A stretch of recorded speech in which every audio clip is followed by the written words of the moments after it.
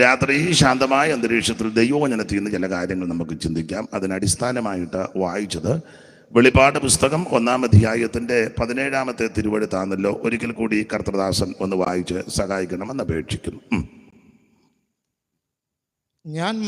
അവനെ കണ്ടിട്ട് ഞാൻ മരിച്ചവനെ പോലെ അവന്റെ കാൽക്കൽ വീണു. അവനെ കണ്ടിട്ട് ഞാൻ മരിച്ചവനെ പോലെ അവന്റെ കാൽക്കൽ വീണു. അവൻ വലങ്കൈ എന്റെ മേൽ വെച്ചു. അവൻ വലങ്കൈ എന്റെ മേൽ വെച്ച് ഭയപ്പെടേണ്ട, ഭയപ്പെടേണ്ട, ഞാൻ ആദ്യനും അന്ത്യനും ജീവനുള്ളവനുമാകുന്നു. ഞാൻ മരിച്ചവനായിരുന്നു, എന്നാൽ ഇതാ എന്നേക്കും ജീവിച്ചിരിക്കുന്നു. ഒരിക്കൽ കൂടി കരമുയർത്തി ദൈവത്തെ മഹത്വപ്പെടുത്താം. ശക്തിയോടെ ദൈവത്തെ സ്തുതിച്ചാട്ടെ. എന്നോട് കർത്തൃദാസൻ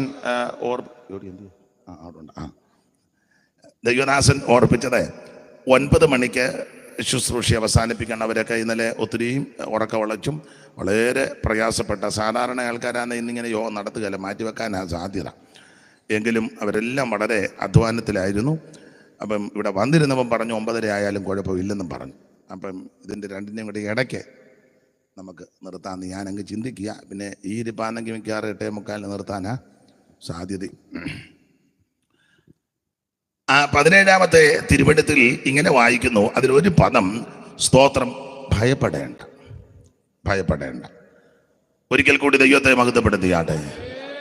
ആദികൾ ഒടിച്ചെന്നെ കാക്കുന്നവൻ, ഭക്ഷണാദികൾ തന്നു നിത്യം പോറ്റുന്നവൻ.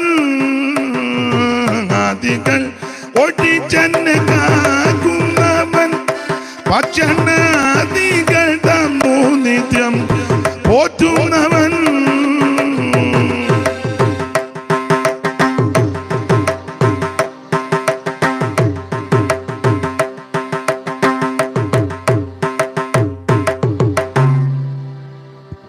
ആദികൾ ഒടിച്ചെന്നെ കാക്കുന്നവൻ, ഭക്ഷണാദികൾ തന്നു നിത്യം പോറ്റുന്നവൻ. നീതിപടിയിലെന്നെ നടത്തിക്കൊണ്ടു വരുന്നവൻ,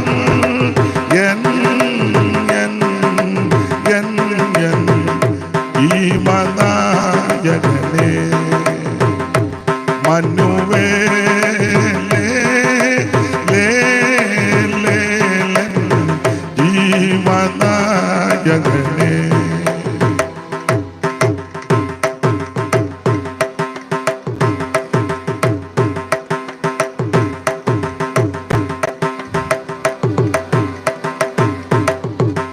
ജീവകൃപയിൽ നീജാവിയർപ്പു വെള്ളം എന്റെ മേലൊടിച്ചു, പാപത്തിൽ നിന്നുണർത്തി. ജീവകൃപയിൽ നീജാവിയർപ്പു വെള്ളം എന്റെ മേലൊടിച്ചു, പാപത്തിൽ നിന്നുണർത്തി. നാവിലൊരു പുതിയ പ്രാർത്ഥനയെ പകർന്നവൻ,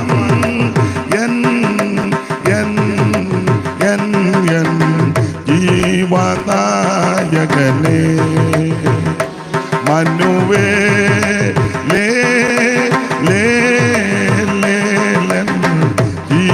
ജീവനായകനേ മനുവേലേ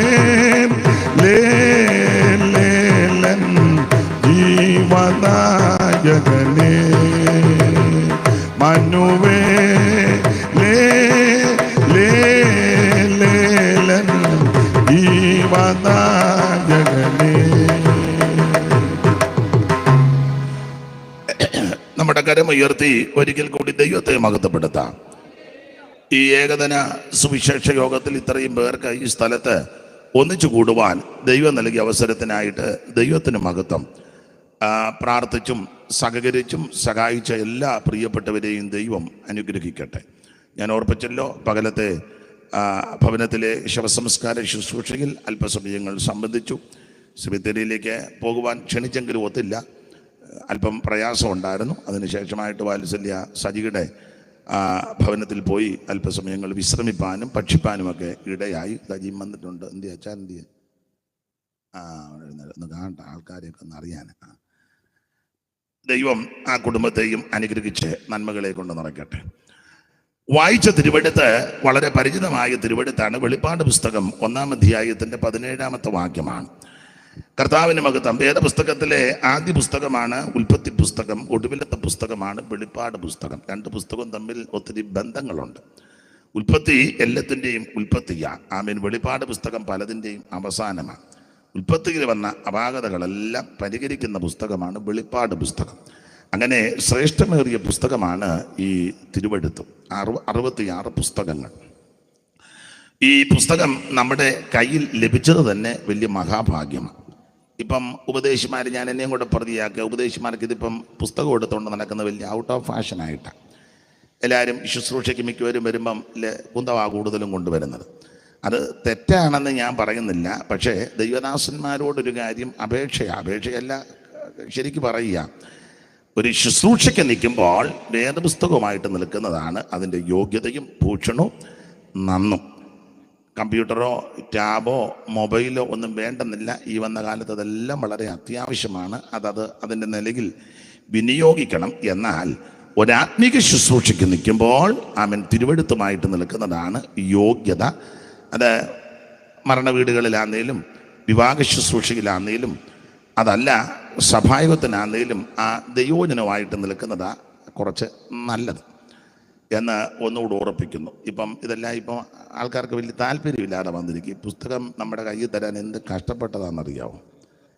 മിഷനറിമാർ ആരംഭകാലത്ത് അവർ ഈ വല്ലാത്ത ഈ രാജ്യത്ത് വന്ന് ഇവിടുത്തെ നേരത്തെ അവസ്ഥയൊന്നും പറയണ്ട, എല്ലാം പരുവക്കേടായിരുന്നു. കർത്താവിന് മഹത്വം. ഉണി കൊടുക്കാൻ ഒക്കത്തില്ല എല്ലാവർക്കും, പള്ളിക്കൂടത്തിൽ കയറാൻ ഒക്കുകയില്ല, വഴിയൊക്കെ നടക്കാൻ ഒക്കുകയില്ല, തമ്മിൽ അങ്ങോട്ടും ഇങ്ങോട്ടും വിഭാഗത്തിന് കൊടുക്കാനും എടുക്കാനും ഒന്നും ഒക്കുകയില്ല. ഇപ്പോഴും ഉണ്ട്.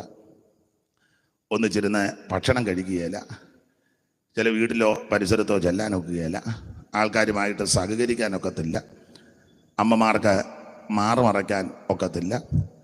അതുപോലെ തന്നെ അടിമക്കച്ചവടവും അടിമച്ചന്തകളും കൊടികുത്തിവാണ് കാലങ്ങൾ. പട്ടിയെ തല്ലിക്കൊല്ലും പോലെ മനുഷ്യനെ തല്ലിക്കൊന്ന കാലങ്ങൾ.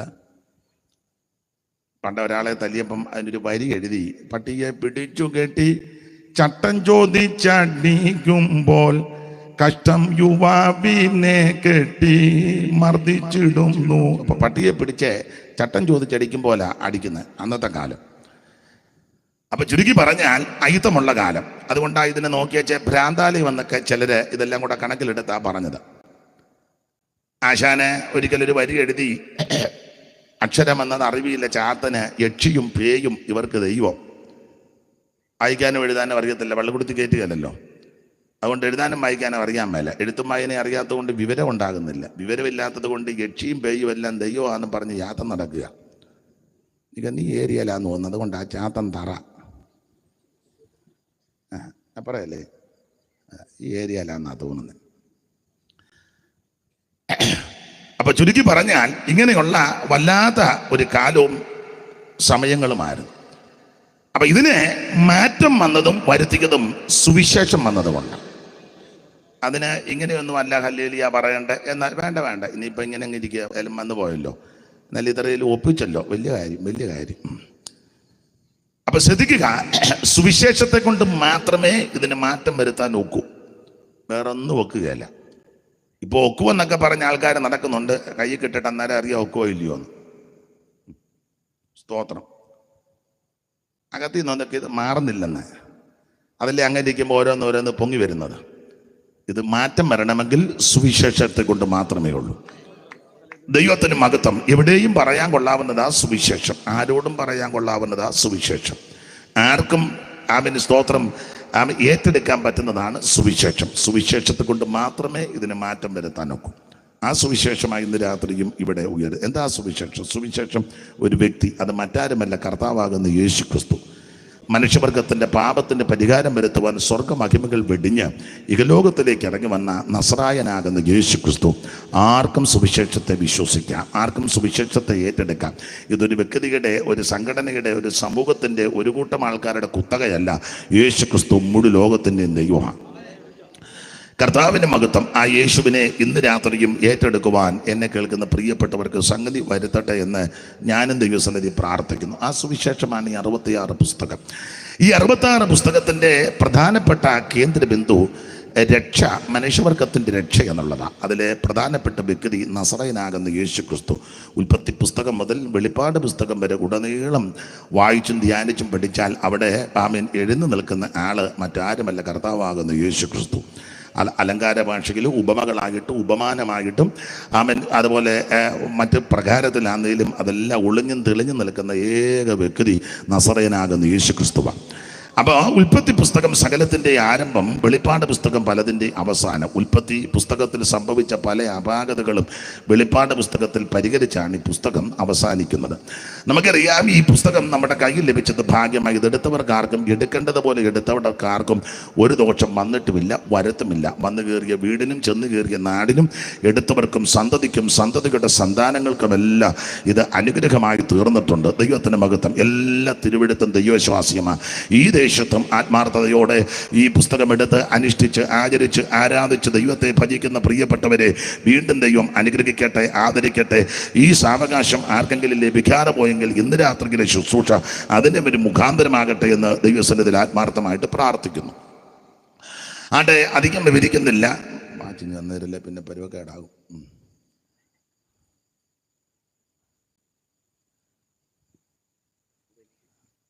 ഇത് ഒത്തിരി സൂചിയെല്ലാം കിടക്കുന്നത്.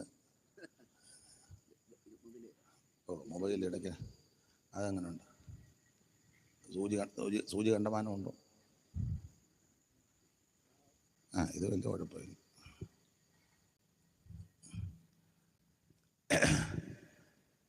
അപ്പോൾ ശ്രദ്ധിക്കുക, സമയത്തെയും കൂടെ കണക്കിലെടുത്ത് അഭിവാചകം പോലെ ചില കാര്യങ്ങൾ നമുക്ക് ചിന്തിക്കാം. വെളിപ്പാട് പുസ്തകം 1-ാം അധ്യായത്തിൻ്റെ 17 വായിച്ചത്. ഓർപ്പിച്ചല്ലോ, വെളിപ്പാട് പുസ്തകം ഒടുവിലത്തെ പുസ്തകമാണ്. ഇതുപോലൊരു പുസ്തകം വേറെ ഉണ്ടായിട്ടില്ല, ഉണ്ടാകുകയില്ല, ഇനി ഉണ്ടാക്കാൻ ഒക്കത്തുമില്ല. എല്ലാ തിരുവെഴുത്തും ദൈവവിശ്വാസ്യമാണ്. ഇതിൻ്റെ ഒറിജിനൽ അങ്ങുണ്ട്. ദൈവത്തിൻ്റെ മഹത്വം. ഇത് വെച്ചാണ് എന്നെയും നിങ്ങളുടെയും സകലരെയും ദൈവം ന്യായം വിധിക്കുന്നത്. ആകാശം ഭൂമിയൊക്കെ മാറിപ്പോകും, ദൈവത്തിൻ്റെ വചനയുടെ വള്ളിക്കും പുള്ളിക്കും മാറ്റം വരികയില്ല. ഇത് വായിക്കുന്നവൻ ഭാഗ്യവാനാണ്, വായിച്ച് കേൾപ്പിക്കുന്നവൻ ഭാഗ്യവാനാണ്, അത് കേൾക്കുന്നവർ ഭാഗ്യവാന്മാരാണ്. ഇത് അനുസരിച്ചാൽ, ആചരിച്ചാൽ, പ്രമാണിച്ചാൽ പിന്നെ ഭാഗ്യത്തിൻ്റെ അയ്യരുകളില്ല. ദൈവത്തിൻ്റെ മഹത്വം. അപ്പം ഇത് ഈ കൃപയിൽ വന്നത് തന്നെ വലിയ ഭാഗ്യമാണ്. തരമെഴും അലങ്കാരമില്ല, സ്ഥാനമാന ക്ഷോഭമില്ല. തരമെഴും അലങ്കാരമില്ല, സ്ഥാനമാന ക്ഷോഭമില്ല. പരനോട് എതിർപ്പകേനമില്ല, പരിഭവിക്കില്ലോ ക്ഷമിക്കാൻ മാത്രമാ ഭാഗ്യമിത്. ഭാഗ്യമിത് പ്രാണസഖേ, ഭാഗ്യമിത്. ഭാഗ്യമിത് പ്രാണസഖേ, ഭാഗ്യമിത്. ഭാഗ്യനിധിയാം പരമൻ സഭയ്ക്കരുളിയ ഭാഗ്യമിത്. ഭാഗ്യനിധിയാം പരമൻ സഭയ്ക്കരുളിയ ഭാഗ്യമിത്. ഭാഗ്യമിത് പ്രാണസഖേ, ഭാഗ്യമിത്. ഭാഗ്യമിത് പ്രാണസഖേ, ഭാഗ്യമിത്.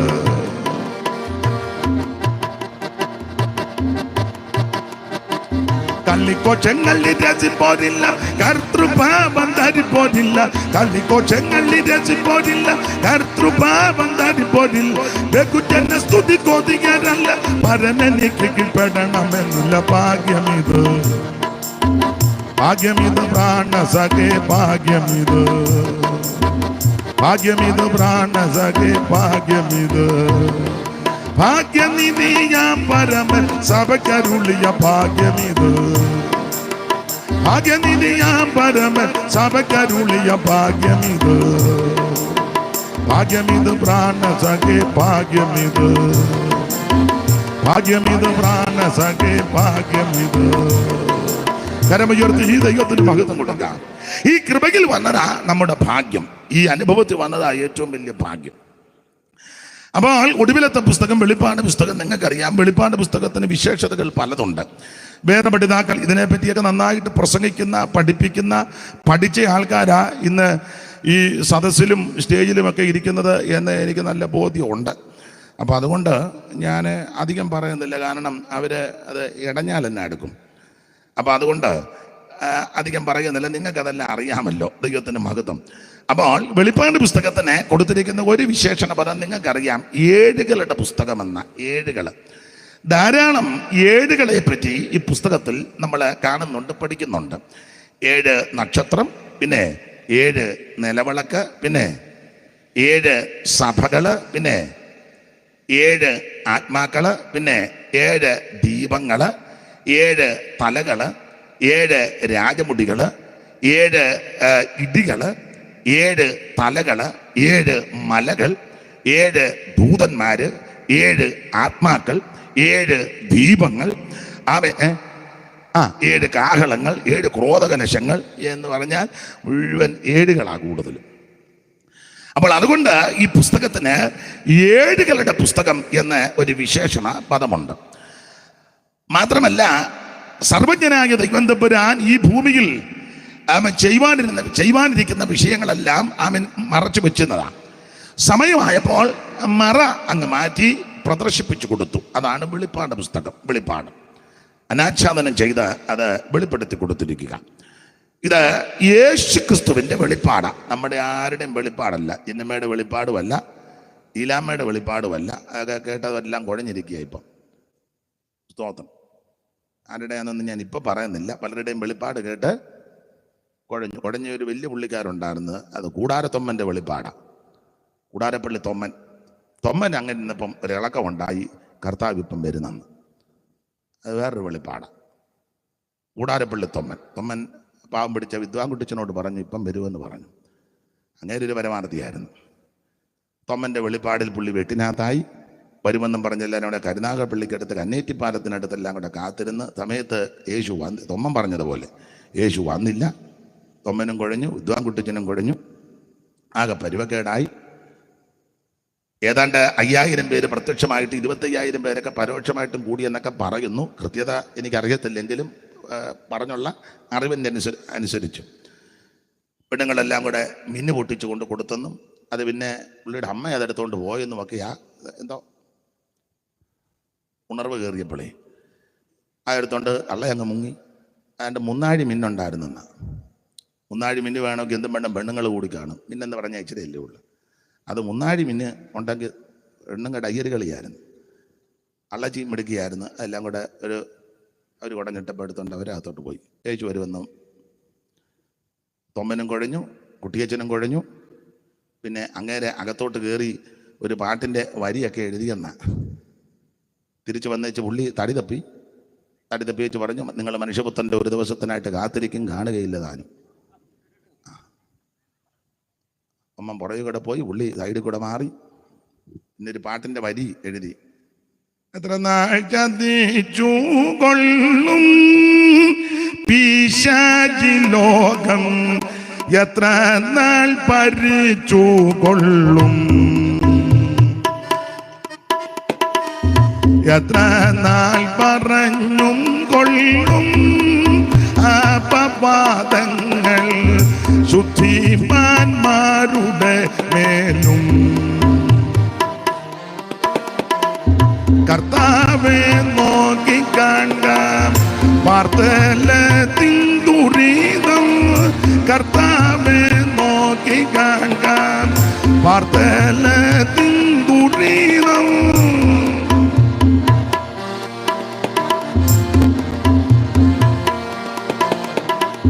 കർത്താവെ നോക്കി കാണാം വാർത്തലത്തിൻ ദുരിതം. സാത്താന്റെ ധിക്കാരത്തെ നീക്കുവാനായി പ്രിയ, സാത്താന്റെ ധിക്കാരത്തെ നീക്കുവാനായി പ്രിയ. താമസം എന്താകോ വന്നിടാനേശു, താമസം എന്താകോ താമസം എന്താകോ വന്നിടാനേശു, താമസം എന്താകോ. മനോദുഃഖത്തോടെ പാടിയെന്ന. അപ്പൊ എന്തായാലും ആ വെളിപ്പാടെല്ലാം പരുവക്കേടായി. എന്നാൽ ഇത് തൊമ്മന്റെ വെളിപ്പാടും തൊമ്മിയുടെ വെളിപ്പാടും തങ്കയുടെ വെളിപ്പാടും ചിന്നയുടെ വെളിപ്പാടെല്ലാം പരുവക്കേടാകും. യേശുക്രിസ്തുവിന്റെ വെളിപ്പാടിന് ഒരു കുഴപ്പവും വരികയല്ല. അപ്പൊ ഇത് യേശുക്രിസ്തുവിന്റെ വെളിപ്പാട്. അങ്ങനല്ലയോ വായിച്ചോ? ഒന്നിനൊന്ന് പെട്ടെന്ന് വായിച്ചോ. എന്റെ കൂടെ പിടിക്ക നിൽക്കണം. യേശുക്രിസ്തുവിന്റെ വെളിപ്പാട്. തൊമ്മന്റെ വെളിപ്പാടല്ല ഇത്. തൊമ്മന്റെ വെളിപ്പാട് വന്നവരെല്ലാം കുഴഞ്ഞ് ഇപ്പൊ ആകെ പരുവക്കേടായി. ഇപ്പൊ അധികം ആളില്ല. സ്തോത്രം. ഇപ്പൊ പിന്നെ തന്നെ കിടന്ന് വട്ടം കറങ്ങി തടി തപ്പുക. ആ ഭാഗത്തേക്ക് അധികം പോകുന്നില്ല. വെറുതെ എന്തിനാ അലോഗ്യം ഉണ്ടാക്കുന്നത്? അപ്പൊ എന്തായാലും ഇത് യേശുക്രിസ്തുവിന്റെ വെളിപ്പാടാണ്. സർവജ്ഞനായ ദൈവം തമ്പുരാൻ ഇത് വെളിപ്പെടുത്തി കൊടുത്തിരിക്കുക. ദൈവത്തിന് മഹത്വം. നമുക്കറിയാം, ഓരോ അധ്യായത്തിലും പ്രധാനപ്പെട്ട വിഷയങ്ങളായിട്ടാണ് തരംതിരിച്ചു പഠിക്കുന്നത്. നിങ്ങൾക്കറിയാം, എങ്കിലും ഓടിച്ച് പറയേണ്ടത് അതിൻ്റെ ധർമ്മം അതാണല്ലോ.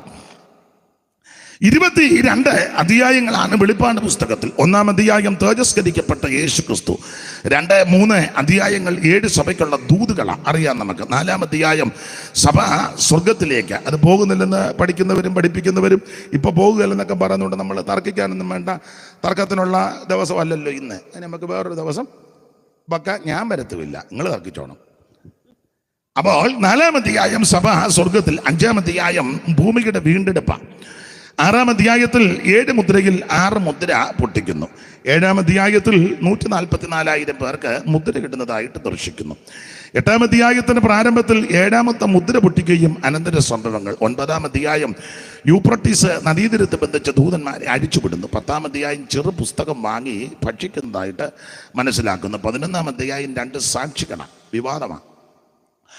12-ാം അധ്യായവും വിവാദമാണ്. സൂര്യധാരണിയായ ഒരു സ്ത്രീ. തള്ള ഏതാന്ന് പലർക്കും സംശയമുണ്ട്. ദൈവത്തിന് മഹത്വം. അപ്പോൾ സൂര്യധാരണിയായ ഒരു സ്ത്രീ. ആമേൻ. 13-ാം അധ്യായം സമുദ്രത്തിൽ നിന്ന് കയറി വരുന്ന ഘോരവും ഭയങ്കരമായ ഒരു മൃഗത്തെ കാണുന്നു. 14-ാം അധ്യായം സിയോൻ മലയിൽ കുഞ്ഞാടിനോടുകൂടെ 144,000 പേര് ദർശിക്കുന്നു. കുഞ്ഞാട് പോകുന്നിടത്ത് എല്ലാവരും അനുഭവിക്കുന്നതാണ്. അത് ആരാന്നൊക്കെ അതും തർക്കത്തിൽ നടക്കുക. സ്തോത്രം ആട്ടെ. ഇപ്പം അത് പറയുന്നില്ല, വെറുതെ യോഗത്തിനിടയിൽ ആൾക്കാർ ഇരുന്നിട്ട് പോകണ്ട. അപ്പോൾ 14-ാം അധ്യായം അതും വിവാദ അധ്യായമാണ്, തർക്കമുള്ള അധ്യായമാണ്.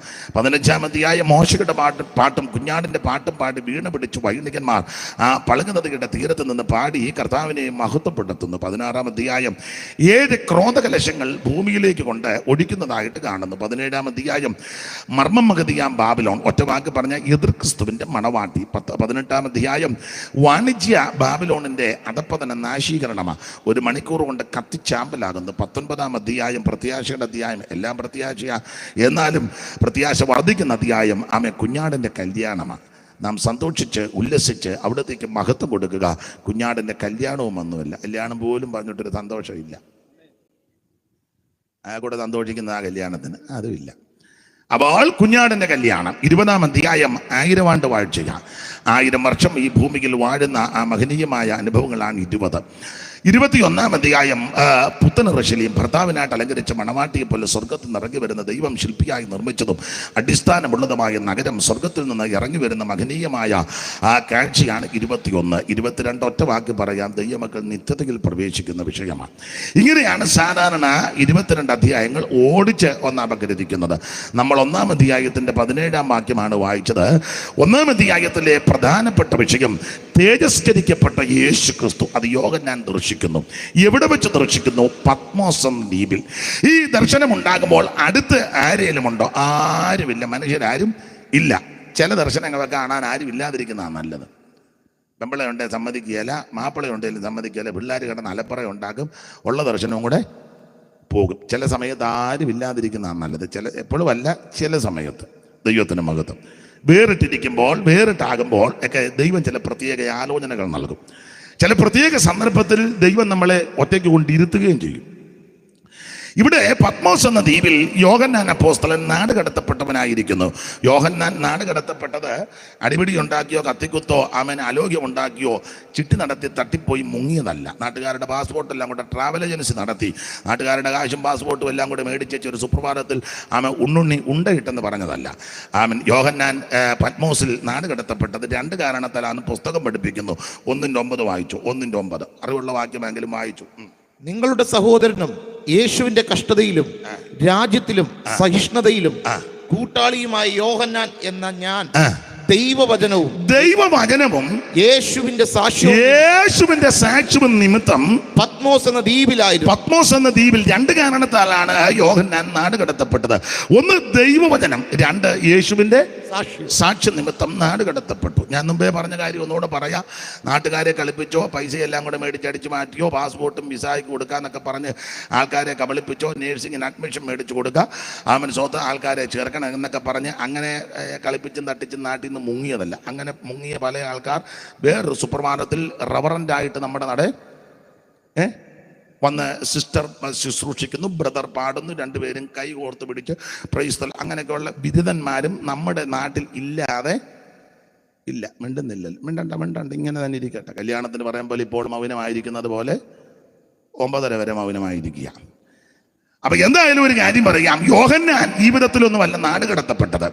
രണ്ട് കാരണത്താലാണ് ആ പുസ്തകം പഠിപ്പിക്കുന്നത്. ഒന്ന് ദൈവത്തിന്റെ വചനം, രണ്ട് യേശുക്രിസ്തുവിന്റെ സാക്ഷ്യം. എന്നെ കേൾക്കുന്ന ബഹുമാന്യരായ പ്രിയപ്പെട്ടവരോട് പറയാ, ശരിയായ നിലയിൽ ദൈവവചനം സംസാരിച്ചാൽ പ്രശ്നമുണ്ടാകും. നമ്മളാരും ശരിക്കും പറയുന്നില്ലെന്നുള്ളതാ സത്യം. എല്ലാം ഈ പൊത്തി സോപ്പിട്ട് ഒരു പരുവത്തിന് നമ്മൾ കൊണ്ടുപോവുക. ശരിയായ നിലയിൽ പറഞ്ഞാൽ പ്രശ്നമാണ്. ഉപദേശ സത്യങ്ങളും തിരുവചനവും അതിൻ്റെ തനതായ നിലയിൽ അടുക്കടുക്കായി പറഞ്ഞാൽ പ്രശ്നമുണ്ടാകും. അല്ല, അപ്പോസ്തല പ്രവൃത്തി മുഴുവൻ പ്രശ്നമല്ലേ? സ്തോത്രം. ഇവര് ഭൂലോകത്തെ മറിച്ചു കളയുന്നവരെന്നാ, കലഹക്കാരെന്നാ, ഇവർ പ്രശ്നക്കാരെന്നാ പറഞ്ഞേക്കുന്നത്. ദൈവത്തിന്റെ മഹത്വം. ആ ഭാഗത്തേക്ക് പോകുന്നില്ല. രണ്ട് കാരണത്താൽ നാട് കടത്തപ്പെട്ടു. ഒന്ന് ദൈവവചനം, രണ്ട് യേശുക്രിസ്തുവിന്റെ സാക്ഷ്യം. ഈ രണ്ട് കാരണത്താൽ നാട് കടത്തപ്പെട്ട് പത്മോസ് എന്ന ദ്വീപിൽ യോഹന്നാൻ അപ്പോസ്തലൻ ആയിരുന്നു. കറുത്ത ദിവസത്തിൽ അദ്ദേഹം ആത്മവിവശനായപ്പോൾ യേശുക്രിസ്തുവിനെ ദർശിക്കുന്നു. അടുത്ത വാക്യം വായിച്ചു. കറുത്ത ദിവസത്തിൽ ഞാൻ ആത്മവിവശനായി, നീ കാണുന്നത് ഒരു പുസ്തകത്തിൽ എഴുതി Ephesus, Smyrna, Pergamos, തുയതൈര, Sardis, Philadelphia, ലവോദിക്കിയ എന്ന 7 സഭകൾക്ക് എഴുതുക എന്ന കാഹളത്തിനൊരു ശബ്ദം എൻ്റെ പുറകിൽ കേട്ടു. എന്നോട് സംസാരിച്ച നാദം എന്തെന്ന് കാണുവാൻ ഞാൻ തിരിഞ്ഞു. 13-ാം വാക്യം തിരിഞ്ഞപ്പോൾ 13 മുതൽ 7 പൊൻനിലവിളക്കുകളെ നിലവിളക്കണ നടുവിൽ നെലിയങ്ക ധരിച്ച് മാറത്ത് പൊൻകച്ച കെട്ടവനായി മനുഷ്യപുത്രന്റെ സദൃശനായവനെ ഞാൻ കണ്ടു. അടുത്തത്, അവന്റെ തലയും തലമുടിയെല്ലാം ഡൈ അടിച്ചെന്നല്ല, പിന്നെ വെളുത്ത പഞ്ഞി പോലെ ഹിമത്തോളം വെള്ളയും എന്ന് പറഞ്ഞ ഒരു മുതുക്കം വന്നിരിക്കുന്നല്ല അതിന്റെ അർത്ഥം. തലമുടിയെല്ലാം വെളുത്ത് പഞ്ഞി പോലെ ഒരു കളവനും വന്നിരിപ്പുണ്ടല്ലോ, അതല്ല. ഇത് യേശുക്രിസ്തുവിന്റെ പൂർവാസ്തിത്വത്തെ കാണിക്കുന്നതാണ്. ദൈവത്തിന് മഹത്വം എന്ന് പറഞ്ഞാൽ അടുത്ത കാലത്ത് മുളച്ച് കിളിച്ച് പൊങ്ങി വന്ന പുത്തൻ ദൈവമല്ല ക്രിസ്തു. അവിടുന്ന് അനാദിയായും ശാശ്വതമായുമുള്ള ദൈവമാണ്.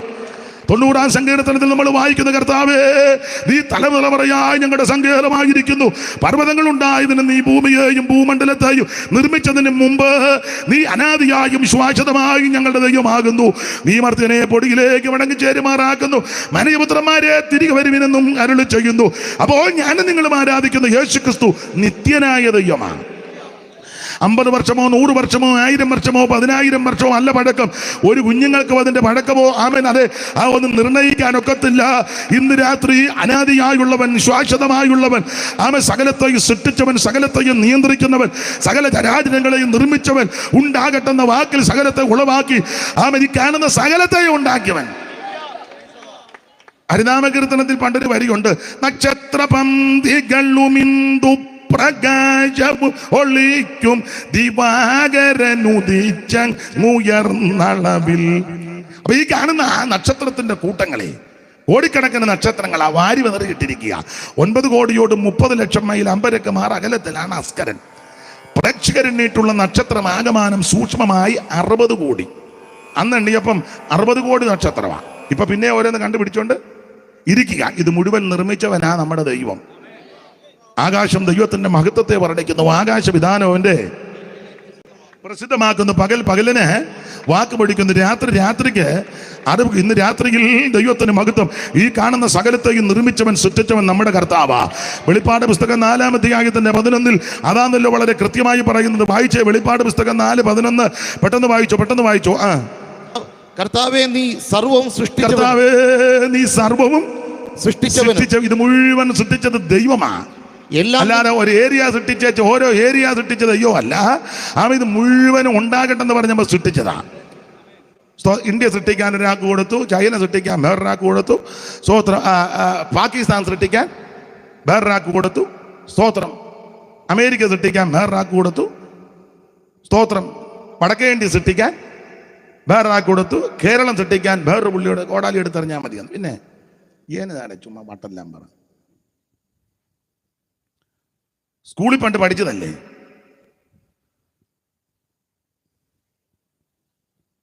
ഞങ്ങളുടെ വീട്ടിലൊരു കോടാലി ഇരിപ്പുണ്ട്, ആർക്കെല്ലാം കൊടുക്കാറുണ്ട്. എനിക്ക് ഇച്ചിരി സ്ഥലം. ഇത് കോടാലിക്കും അടിവിനും ആക്കത്തേക്ക് പറഞ്ഞൊന്നും ഉണ്ടായതല്ല, ദൈവം തമ്പുരാൻ സൃഷ്ടിച്ചതാണ്. ഒരു മതവും സൃഷ്ടിച്ചതല്ല, മത നേതാക്കന്മാർ സൃഷ്ടിച്ചതല്ല. ആമേൻ, സ്തോത്രം. ഇത് പോപ്പ് സൃഷ്ടിച്ചതല്ല, സഭാ നേതാക്കന്മാർ സൃഷ്ടിച്ചതല്ല, ഇതൊരു ഐമേനിയും തിരുമേനിയും സൃഷ്ടിച്ചതല്ല, ഒരു സംഘടനക്കാർ സൃഷ്ടിച്ചതല്ല. ഈ കാണുന്ന സകല ജരാചരങ്ങളെയും അണ്ടകടാകത്തെ നിർമ്മിച്ചവൻ സർവജ്ഞനായ ദൈവമാണ്.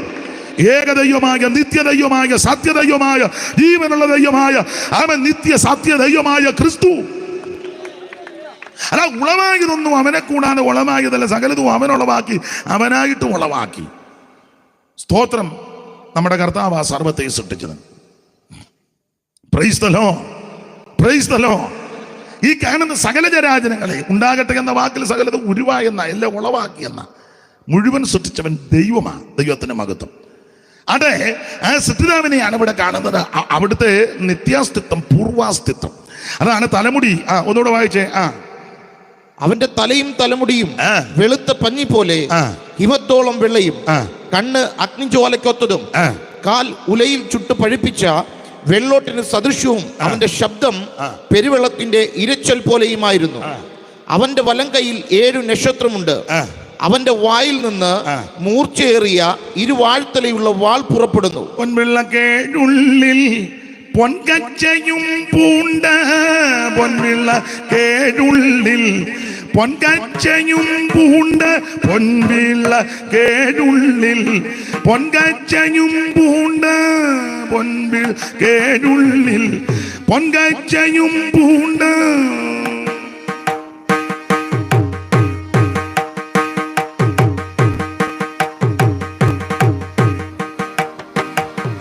പൊൻവിളക്കേടുള്ളിൽ പൊൻകച്ചയും പൂണ്ട്, വെള്ളത്തല മൂടി വെള്ളയ പഞ്ഞി പോൽ. പൊൻവിളക്കേടുള്ളിൽ പൊൻകച്ചയും പൂണ്ട്, വെള്ളത്തല മൂടി വെള്ളയ പഞ്ഞി പോൽ. വെള്ളോട്ടുല തന്നിൽ കാച്ചി പഴുപ്പിച്ച വെള്ളക്കുതിര പുറത്തേറി വരുന്ന പുരുഷനെ കണ്ടേ ഉത്തമ പുരുഷനെ കണ്ടേ,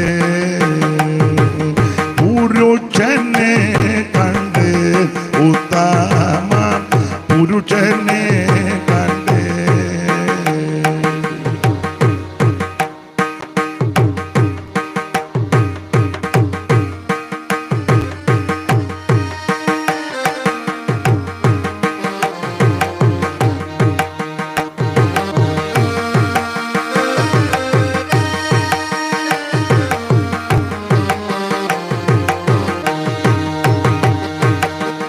മൂന്നുപ്പത്തിൽ സ്നാനം, 3:30 വേല, മൂന്നുപ്പത്തിൽ സ്നാനം, 3:30 വേല, മൂന്നുപ്പത്തിൽ സ്നാനം, 3:30 വേല.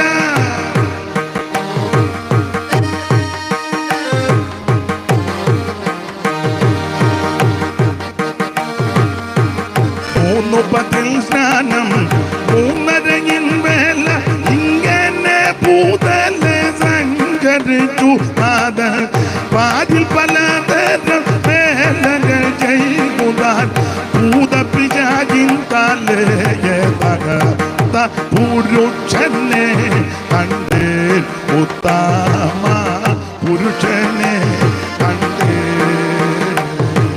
പുരുഷനെ കണ്ടേ ഉത്തമ പുരുഷനെ കണ്ടേ. അപ്പൊ ശ്രദ്ധിക്കുക, യേശുക്രിസ്തുവിന്റെ തേജസ്കരിക്കപ്പെട്ട വെളിപ്പാടാണ് ഈ 1-ാം അധ്യായത്തിൽ കാണുന്നത്.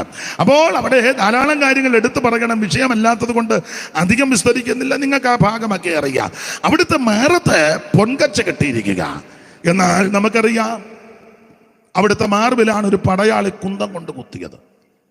രക്തവും വെള്ളവും ചാടി പുറപ്പെട്ടു. എന്തിനെന്നറിയാമോ? ആ രക്തം എന്റെയും നിന്റെയും പാപം മോചിക്കാനാണ്.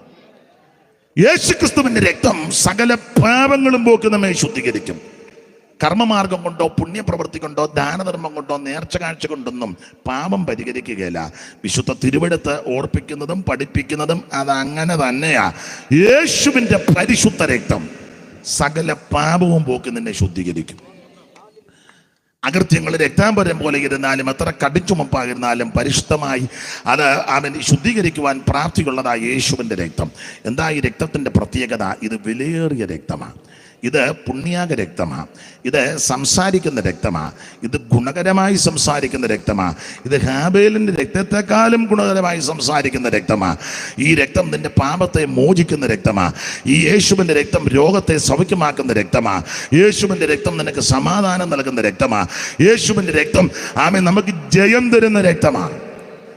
ഈ രക്തത്തിന് മാത്രമേ ഈ ശക്തിയുള്ളൂ. അതുകൊണ്ട് ഇന്ന് രാത്രി ആ രക്തത്താൽ പാപമോചനം പ്രാപിച്ച പ്രിയപ്പെട്ടവരെ ഓർത്ത് ദൈവത്തെ സ്തുതിക്കുന്നു. എന്നെ കേൾക്കുന്ന ആരെങ്കിലും പാപഭാരത്താൽ വലയുന്നെങ്കിൽ അവൻ പൈസ കൊടുക്കണ്ട, തീർത്ഥയാത്ര ഒന്നും നടത്തണ്ട, ഇടക്കോട്ടും പടിഞ്ഞാട്ടും തെക്കോട്ടും ഒന്നും നടക്കണ്ട, കയ്യും പൊക്കണ്ട, കാലും പൊക്കണ്ട, ഭൗതിക വസ്തുക്കൾ ഒന്നും കൊടുക്കണ്ട. നിൽക്കുന്ന ഇടത്ത് കേൾക്കുന്ന ഇടത്തിരുന്ന് ഒറ്റ വാക്ക് പറ, യേശുവേ ഞാനൊരു പാപിയാ, എൻ്റെ പാപത്തെ ക്ഷമിക്കണം, അവിടുത്തെ പരിശുദ്ധ രക്തത്താൽ എന്നെ കഴുകി ശുദ്ധീകരിക്കണം, എന്നെ അവിടുത്തെ മകനാക്കി മകളാക്കി തീർക്കണം, എൻ്റെ ഉള്ളിലേക്ക് അവിടെ നിന്ന് എഴുന്നള്ളി വരണമെന്ന് ഇന്ന് രാത്രി ആര് പ്രാർത്ഥിക്കും അവരെ യേശു രക്ഷിക്കും.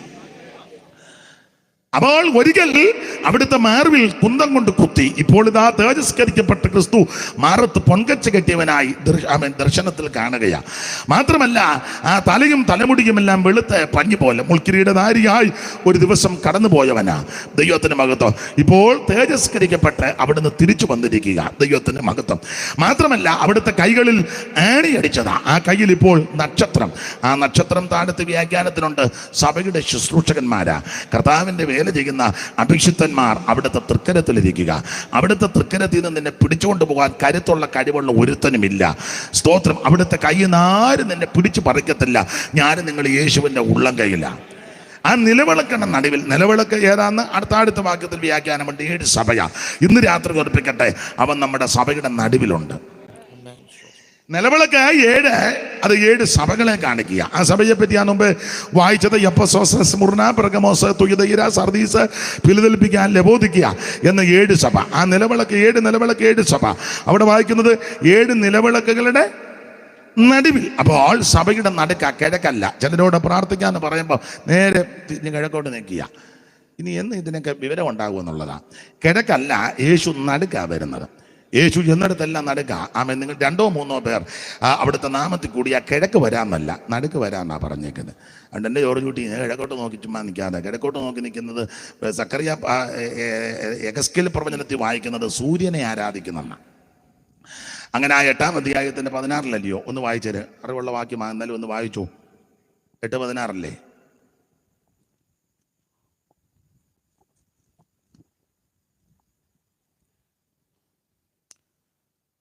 അവൻ എന്നെ യഹോവയുടെ ആലയത്തിന്റെ അകത്തെ പ്രാകാരത്തിൽ കൊണ്ടുപോയി. അടുത്തത് യഹോവയുടെ മന്ദിരത്തിന് നേരെ വാതിക്കലെ മണ്ഡപത്തിനും യാഗപീഠത്തിനും നടുവേ ഏകദേശം 25 പുരുഷന്മാര് കമ്മിറ്റിക്കാരാന്നാ തോന്നുന്നത്. തങ്ങളുടെ മുതുക് യഹോവയുടെ മന്ദിരത്തിന് നേരെയും മുഖം കിഴക്കോട്ടും തിരിച്ചുകൊണ്ട് നിന്നിരുന്നു. അവർ കിഴക്കോട്ട് നോക്കി ദൈവത്തെ ആരാധിച്ചെന്നല്ല, പിന്നെയോ സൂര്യനെ ആരാധിക്കുക. അതുകൊണ്ട് എന്നെ കേൾക്കുന്നവരോട് പറഞ്ഞ കിഴക്കോട്ടുള്ള ആരാധന ദൈവാരാധനയല്ല, സൂര്യാരാധനയാണ്. നമ്മുടെ കർത്താവ് കിഴക്കും പടിഞ്ഞാറും ഒന്നുമല്ല വരുന്നത്, അവൻ നടുക്കാ വരുന്നത്.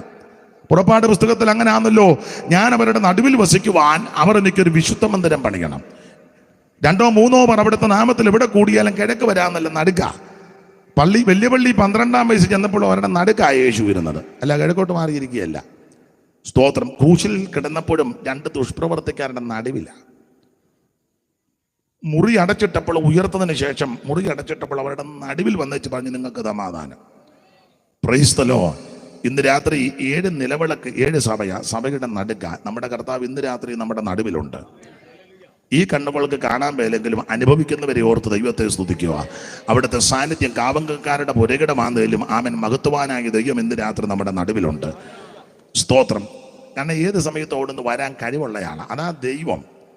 ഇപ്പൊ അന്ന് ആണുങ്ങളും പെണ്ണുങ്ങളും എല്ലാം ദൈവം കളിച്ച് കിടക്കുക പരിവക്കേടാ. കാരണം ദൈവത്തിൻ്റെതായ ക്വാളിറ്റി ഉണ്ട്. 1 സർവശക്തന, 2 സർവജ്ഞാനിക, 3 സർവവ്യാപിക, 4 സർവത്തെയും നിർമ്മിച്ചവന, 5 സർവത്തെയും നിയന്ത്രിക്കുന്നവന, 6 സർവത്തിന് മുമ്പേ ഉള്ളവൻ. അതാ ദൈവം. ഇപ്പൊ അന്ന് ദൈവം കളിച്ച് ഒത്തിരി പേര് നടക്കുന്നുണ്ട്. ദൈവത്തിന്റെ കൂടെ എപ്പോഴും പരിഭാഷയ്ക്ക് ആളാ. മതാമത്തുരാന്ന് ഇംഗ്ലീഷ് ചോദിക്കുമ്പോൾ തള്ള നോക്കി നിൽക്കുക, ദൈവം കളിച്ച തള്ള. അന്നേരം അടുത്തേക്ക് നാൾ പറഞ്ഞാൽ അത് ഇന്നതാകാം. ഓ മനസ്സിലായി, ദൈവം കളിക്കുക, ദൈവമല്ല. സ്തോത്രം.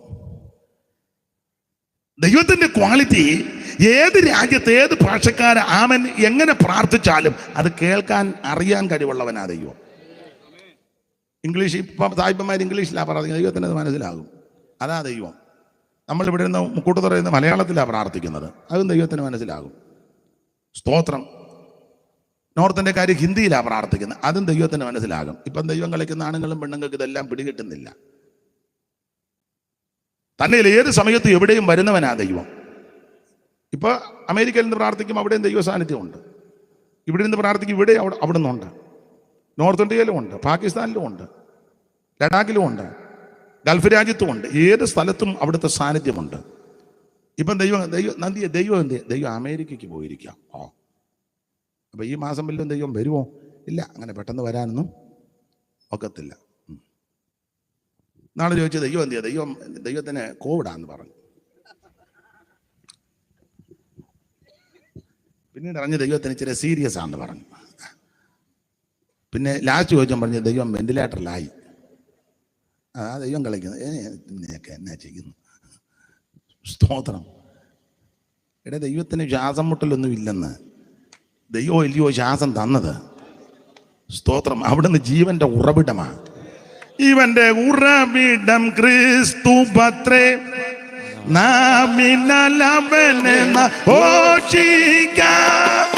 അവനത്രേ എൻ പാപകരൻ.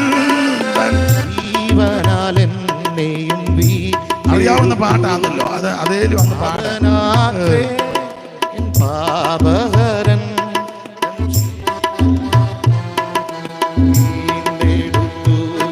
ഓ ജീവന്റെ ഉറവിടം ക്രിസ്തുവത്രേ, നാം ഘോഷിക്കാം അവനാത്രേ എൻ പാപകരൻ. ജീവനാലെന്നെയും വീണ്ടെടുത്തു. കരമുയർത്തി ദൈവത്തെ സ്തുതിച്ചാട്ടെ. നല്ല ജീവനോടെ പാടേണ്ട പാട്ടാ, എന്നാലും പാട്ട് എത്ര രൂപ ഒപ്പിക്കുന്നല്ലോ, വലിയ കാര്യം. ദൈവത്തിന് മകത്ത്. അപ്പോൾ അവിടുന്ന് ജീവന്റെ ഉറവിടമാണ്. സമൃദ്ധിയായ ജീവൻ നൽകുന്നവനാ ദൈവം. അതെ. അപ്പോൾ വെളിപ്പാട് പുസ്തകം 1-ാം അധ്യായം തേജസ്കരിക്കപ്പെട്ട യേശു ക്രിസ്തു, ആ ക്രിസ്തുവേശു യോഹന്നാൻ അപ്പോസ്തലനോട് പറയുന്ന ഒരു ഭാഗമാണ് നമ്മൾ 17-ാം വാക്യത്തിൽ വായിച്ചത്. അവനെ കണ്ടപ്പോൾ മരിച്ചവനെ പോലായി, എന്നാൽ അവന്റെ വലങ്കൈ ആമേൻ അവിടുത്തെ മേൽ വെച്ചിട്ട് പറയുകയാ, യോഹന്നാനെ നീ പേടിക്കണ്ട. തിളച്ച എണ്ണയ്ക്കകത്ത് യോഹന്നാനെ കിട്ടുന്ന ആ ചരിത്രം വേറെ പുസ്തകത്തിലില്ല, ചരിത്രമാണ്. തിളച്ച എണ്ണയ്ക്കകത്ത് ഉപ്പേരി വറക്കം പോലെ വറുത്ത് കോരാനായി ഇട്ടത്, പക്ഷെ ഒരു കുഴപ്പവും വന്നില്ലെന്നുള്ളതാണ്. തീയുടെ ചൂടും കൂട്ടി എണ്ണ വെട്ടി തിളക്കിയ ഉദ്ദേശിച്ചോട്ട് പറഞ്ഞു, സ്തോത്രം, യേശുവിനെ തള്ളി പറഞ്ഞില്ലേ വറുത്ത് കോരും. സ്തോത്രം. ഉദ്ദേശിച്ച് പറഞ്ഞു യേശുവിനെ തള്ളി പറയത്തില്ല, വറുത്ത് കോരിക്കാട്ടെ, പെട്ടെന്ന് കോരാൻ പറഞ്ഞു. ദൈവത്തിൻ്റെ മഹത്വം. ഒരു കുഴപ്പവും വന്നില്ല.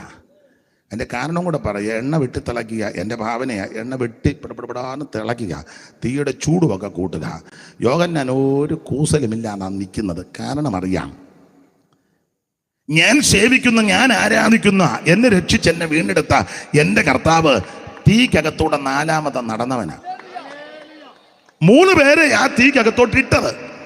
3 പേര്. സ്തോത്രം. എന്തിനാ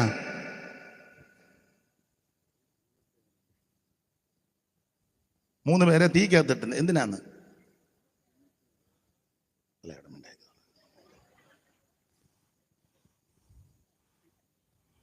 ഞാൻ വേറെ ചോദ്യം തരാം അവിടെ എനിക്ക്. അയ്യോ, ഒരു ബിംബത്തെ നിർത്തിയിരിക്കുക. സ്തോത്രം. ഒരു ബിംബം, ആ ബിംബത്തെ വണങ്ങി നമസ്കരിക്കണം. അങ്ങനല്ലയോ? വായിച്ചേ 3:1. നെബൂഖദ്നേസർ രാജാവ് പൊന്നുകൊണ്ടൊരു ബിംബം നെബൂഖദ്നേസർ രാജാവ് പൊന്നുകൊണ്ടൊരു ബിംബം ഉണ്ടാക്കി. അതിന്റെ ഉയരം 60 മുഴവും വണ്ണം 6 മുഴവുമായിരുന്നു. പിന്നെ അവൻ അതിനെ ബാബേൽ സംസ്ഥാനത്ത് ദൂര സമഭൂമിയിൽ നിർത്തി. എല്ലാവരും കാണത്തക്കവണ്ണം ബിംബത്തെ ഇങ്ങനെ നിർത്തിയിരിക്കുക. 60 മുഴം ഉയരവും 6 മുഴം മണ്ണവും. നല്ല തലകെടുപ്പുള്ളൊരു ബിംബം.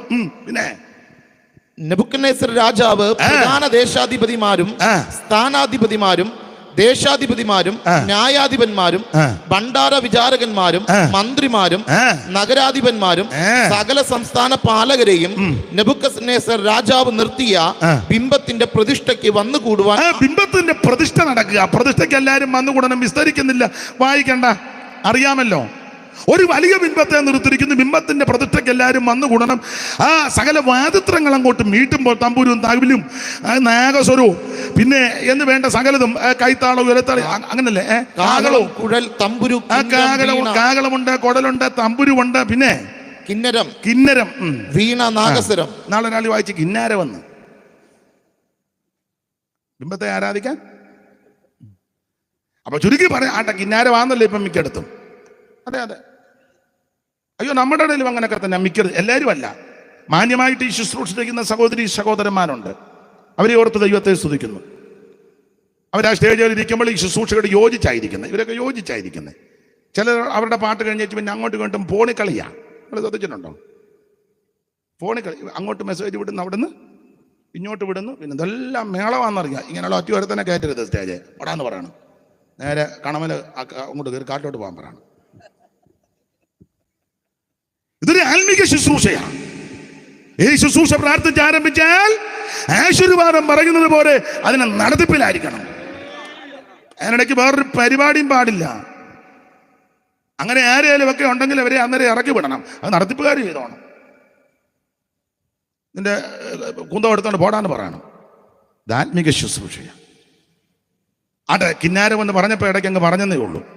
അപ്പൊ കിന്നരവും തമ്പുരവും തവിലും ആ നാഗസ്വരവും ഇതെല്ലാം വെച്ചങ്ങോട്ട് മീട്ടുക. അങ്ങനെ മീട്ടുമ്പോൾ സകല എണ്ണവും ബിംബത്തെ, പുസ്തകത്തിലെ പ്രമാണം ബിംബമാകട്ടെ, സ്തൂപമാകട്ടെ, സ്തംഭമാകട്ടെ, രൂപമാകട്ടെ, സാദൃശ്യമാകട്ടെ, ഒന്നും അത് വണങ്ങാൻ പുസ്തകം അനുവദിക്കുന്നില്ല. ഒന്നിന്റെ സാദൃശ്യം, ഒന്നിന്റെ രൂപവും പാടില്ല. ദൈവത്തിന് മഹത്വം. നമ്മൾ വല്ലതും ദൈവത്തെ വരച്ചാ ഒക്കുവോ? പൊട്ടാ. ദൈവം ആരാ, നമ്മൾ ആരാ? ഒരുത്തം പോലും വരച്ചാ ദൈവത്തെ വരച്ചാ ഒക്കുകയല്ല. കാണും കണ്ണില്ല, ദൃഢമതിനോട് കണ്ണില്ല, കയ്യില്ല, ആളല്ല ആണല്ല, അങ്ങനെ കൊടുത്തിരിക്കുന്ന കവി. അതാ വേണ്ടത്. പോട്ടെ.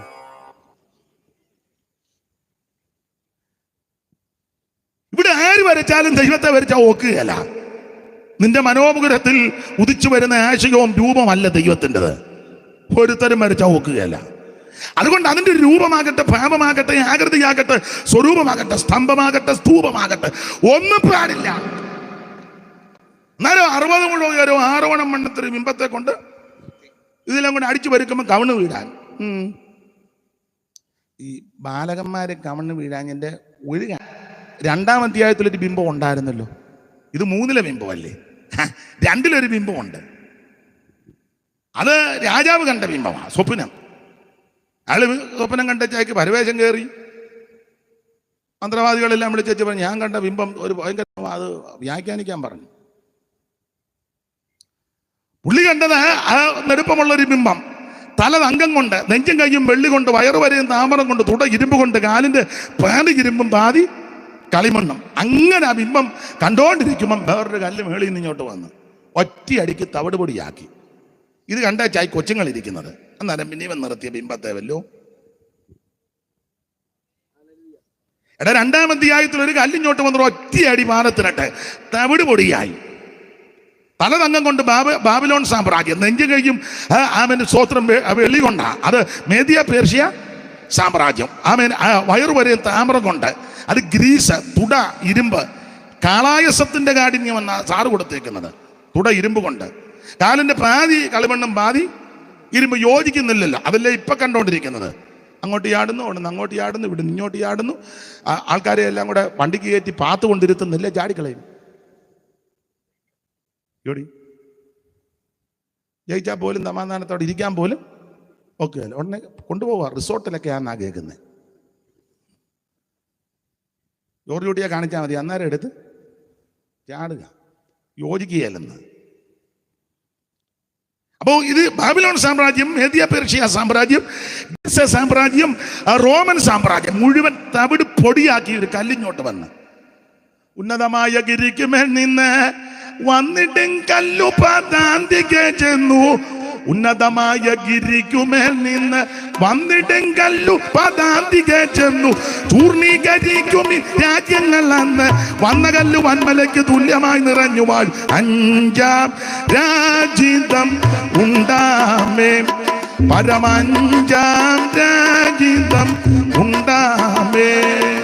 കുഞ്ചിട്ടാത്ത കേൾക്കില്ലെന്നു നെഞ്ചിലാനന്ദം വളർത്തു. അഞ്ചാം രാജിതം ഉണ്ടാമേ, പരമഞ്ചാം രാജിതം ഉണ്ടാമേ. അപ്പോൾ അത് യേശുക്രിസ്തുവിന്റെ നിത്യരാജ്യത്വമാണ്. അപ്പൊ 2-ാം അധ്യായത്തിൽ ഈ സാമ്രാജ്യങ്ങളെല്ലാം കൂടെ ഒരു കല്ല് വന്ന് ആ ബിംബത്തെ അടിച്ചു പൊടിച്ചതാ. പിന്നെ 3-ാം അധ്യായത്തിൽ യുവമാര് ബിംബത്തെ നിർത്തി ആ കൊച്ചുങ്ങള് ആരാധിക്കുമോ? ആരാധിച്ചില്ല. തീച്ചൂളയുടെ ചൂട് കൂട്ടി ഈ ബാലകന്മാരെ, യൗവനക്കാരെ പിടിച്ച് തീച്ചൂളക്കകത്തിട്ടു. ഇട്ടതിന് ശേഷം ഇട്ടവനെല്ലാം കൂടെ നോക്കി നിൽക്കുക, കത്തിച്ചാമ്പലാകാൻ. അന്നേരം രാജാവ് നോക്കുമ്പം 4 പേര് നടക്കുന്നു. ഇട്ടവനോട് ചോദിച്ചു, കുഞ്ഞുഞ്ഞെ 3 പേരെയല്ലേ നമ്മൾ? അതേ തിരുമനസ്. പിന്നെ 4 പേര് നടക്കുന്നല്ലോ. ആരാന്നല്ലോ. രാജാവ് പറഞ്ഞു, ഒരുത്തൻ്റെ രൂപം കണ്ടിട്ട് ദൈവദൂതനാന്ന്. നീ തീക്കകത്തൂടെ പോകുമ്പോൾ മാറി നിന്ന് കൈകൊട്ടി ചിരിക്കുന്ന ദൈവമല്ല. നീ തീക്കകത്തൂടെ യാത്ര ചെയ്യുമ്പോൾ പോകുമ്പോൾ ഇറങ്ങി വന്ന് നിന്റെ കൂടെ നടക്കുന്നവനാ ദൈവം. Price the Lord. ഇത് യോഹന്നാന് നല്ല ബോധ്യമുണ്ട്. അതുകൊണ്ടാ എണ്ണ വെട്ടിത്തിളപ്പിക്കുന്ന തീയുടെ ചൂട് കൂട്ടി കാഠിന്യം കൂട്ടിയിട്ട് യോഹന്നാൻ ഒരു കൂസലുമില്ലാതെ നിന്നതിന്റെ കാര്യം, താൻ സേവിക്കുന്ന, താൻ ആരാധിക്കുന്ന, താൻ ഭജിക്കുന്ന, തന്നെ രക്ഷിച്ച ദൈവം തീക്കകത്തൂടെ നടകൊള്ളുന്നവനാ. അങ്ങനെ തീക്കകത്ത് എണ്ണക്കകത്തിട്ട് വറുത്ത് കോരി ഒരു കുഴപ്പം ഉണ്ടായില്ലെന്നുള്ളതാണ്. അതുകൊണ്ടാണ് പിന്നെ നാട് കടത്തിയത്. ആ നാട് കടത്തപ്പെട്ടെങ്കിലും അന്ന് ആ കറുത്ത ദിവസത്തിൽ വന്ന് അവിടുത്തെ വലങ്കൈ തൻ്റെ മേൽ വെച്ചിട്ട് പറയുക, യോഹന്നാൻ ഭയപ്പെടേണ്ട, ഭയപ്പെടേണ്ട, ഞാൻ ആദ്യനും അന്ത്യനും ജീവനുള്ളവനും ആകുന്നു. ഇന്ന് രാത്രി എന്നെ കേൾക്കുന്ന പ്രിയപ്പെട്ടവരോട് പറയാനുള്ള സന്ദേശം, ഭയപ്പെട്ടു പോകരുത്. തീയുടെ അനുഭവങ്ങളിൽ കൂടി പോകുമ്പോൾ, ഏകാന്തത അനുഭവിക്കുമ്പോൾ, മറ്റ് പ്രയാസങ്ങളിൽ കൂടി പോകുമ്പോൾ, ഇന്ന് രാത്രി എന്നെ കേൾക്കുന്നവരോട് ഒന്നുകൂടെ ഉറപ്പിച്ച് പറയുക, ഭയപ്പെട്ടു പോകരുത്. ശ്രദ്ധിക്കുക, മനുഷ്യർക്കെല്ലാം ഭയമാണ്, എല്ലാവർക്കും ഭയമാണ്.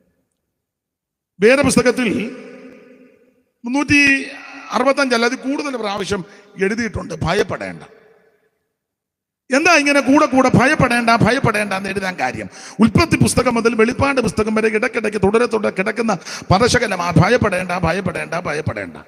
എന്താ ഇങ്ങനെ ഭയപ്പെടേണ്ട ഭയപ്പെടേണ്ട ഭയപ്പെടേണ്ടെന്ന് കൂടെ കൂടെ പറയാൻ കാര്യം മറ്റൊന്നുമല്ല, എല്ലാവർക്കും പേടിയാണ്. ഇവിടെ ഇരിക്കുന്ന എല്ലാവർക്കും ഉണ്ട് ഭയം. ഇവിടെ ഇരിക്കുന്ന എല്ലാവർക്കും ഉണ്ട്. ഒന്നല്ലെങ്കിൽ മറ്റൊരു ഭയം എല്ലാവർക്കും ഉണ്ട്. ഇവിടെ ഇരിക്കുന്ന എല്ലാവർക്കും ഉണ്ട്. ഒന്നല്ലെങ്കിൽ മറ്റൊന്നിനെ എല്ലാവരും ഭയപ്പെടുന്നവരാ. ഒരിക്കൽ 6 അടി പൊക്കമുള്ള ദൃഢഗാത്രനായ ഒരു മനുഷ്യൻ പറഞ്ഞു, എനിക്ക് മരണത്തെ പേടിയില്ല. ഞാൻ ചോദിച്ചു, അങ്ങനെ ഇനി ഒരു പേടി ഇല്ലല്ലോ? അല്ലല്ലോ, എനിക്ക് മരണത്തെ പേടിയില്ല, പക്ഷേ എൻ്റെ ഭാര്യയെ പേടിയാന്ന് പറഞ്ഞു. പുള്ളി രസികനാ.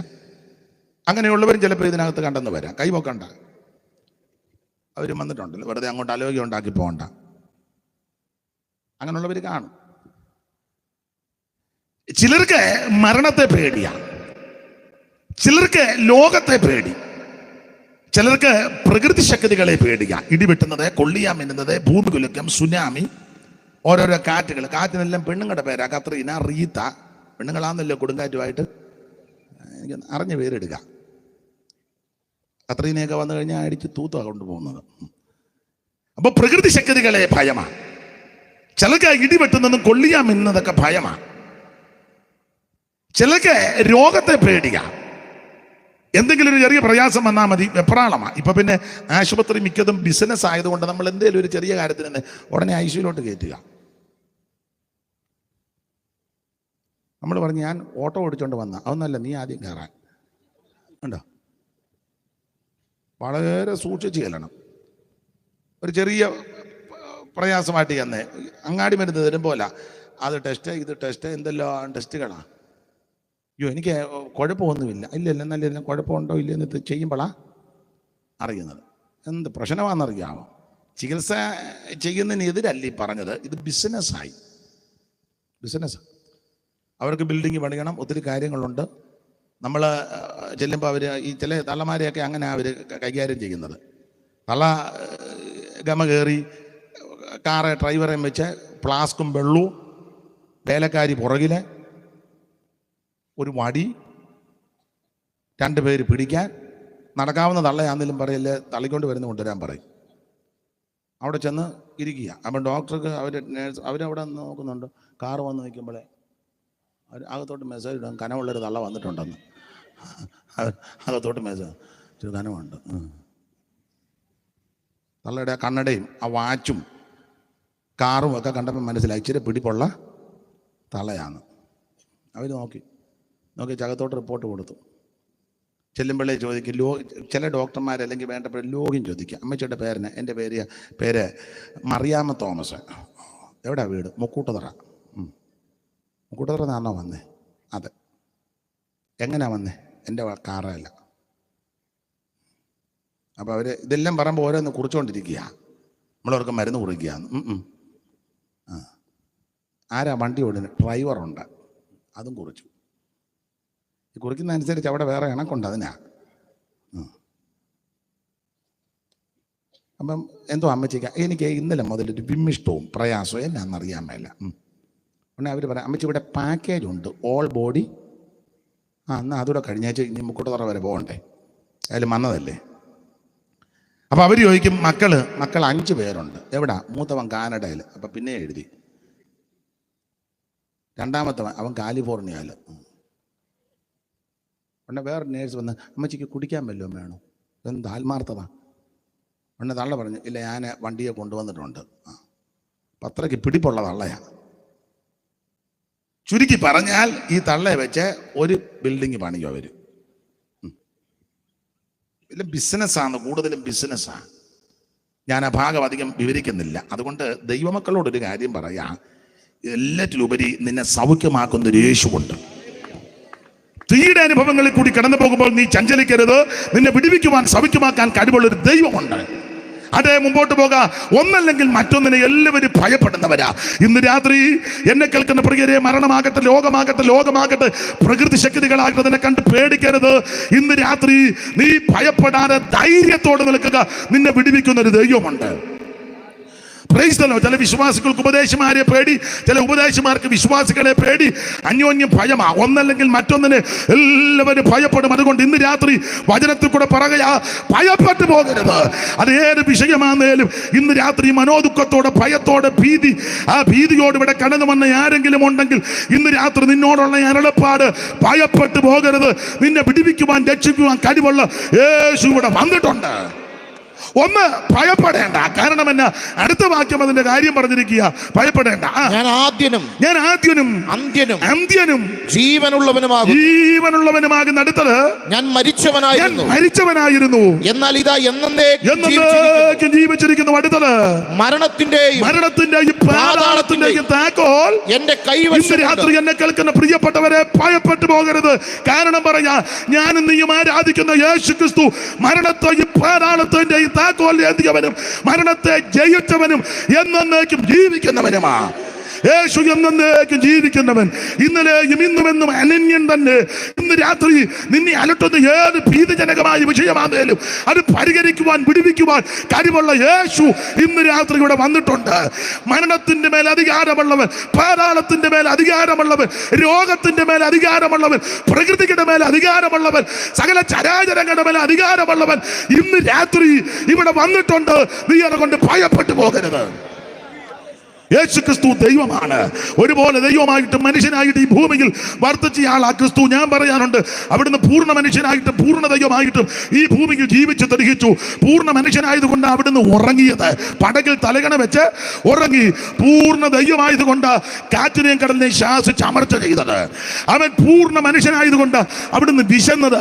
പൂർണ്ണ ദൈവമായതുകൊണ്ട് 5 അപ്പവും 2 മീനും എടുത്ത് വാഴ്ത്തി 5000 പോഷിപ്പിച്ചത്. പൂർണ്ണ മനുഷ്യനായതുകൊണ്ട് താൻ പ്രിയപ്പെട്ട ലാസർ മരിച്ചപ്പോൾ കല്ലറയ്ക്ക് വന്ന് കരഞ്ഞത്. പൂർണ്ണ ദൈവമായതുകൊണ്ട് നാറ്റം വെച്ചവനെ ഉയർപ്പിച്ചത്. ഇന്ന് രാത്രി ആ ഉയർപ്പിന്റെ ശക്തി നിന്റെ മൺകൂടാരങ്ങളിൽ വെളിപ്പെടണം. യേശു ഇന്ന് രാത്രി കൂടെ വന്നിട്ടുണ്ട്. നീ ഭയപ്പെട്ടു പോകരുത്. നിന്നെ അലട്ടുന്ന രോഗപീഠകൾ, ബാധകൾ, പോരാട്ടങ്ങൾ കണ്ട് കഞ്ചലിക്കരുത്. നിരാശപ്പെട്ടു പോകരുത്, ഭയപ്പെട്ടു പോകരുത്. മരണത്തിന്റെയും പാതാളത്തിന്റെയും താക്കോൽ ലഭിച്ച യേശു ക്രിസ്തു ഇന്ന് രാത്രി നമ്മുടെ നടുവിലുണ്ട്. ഭയപ്പെടേണ്ട. ആ വിഷയത്തോട് ബന്ധപ്പെട്ട് 1-2 വാക്കുകൂടെ വായിക്കാം. ഭയപ്പെടേണ്ട.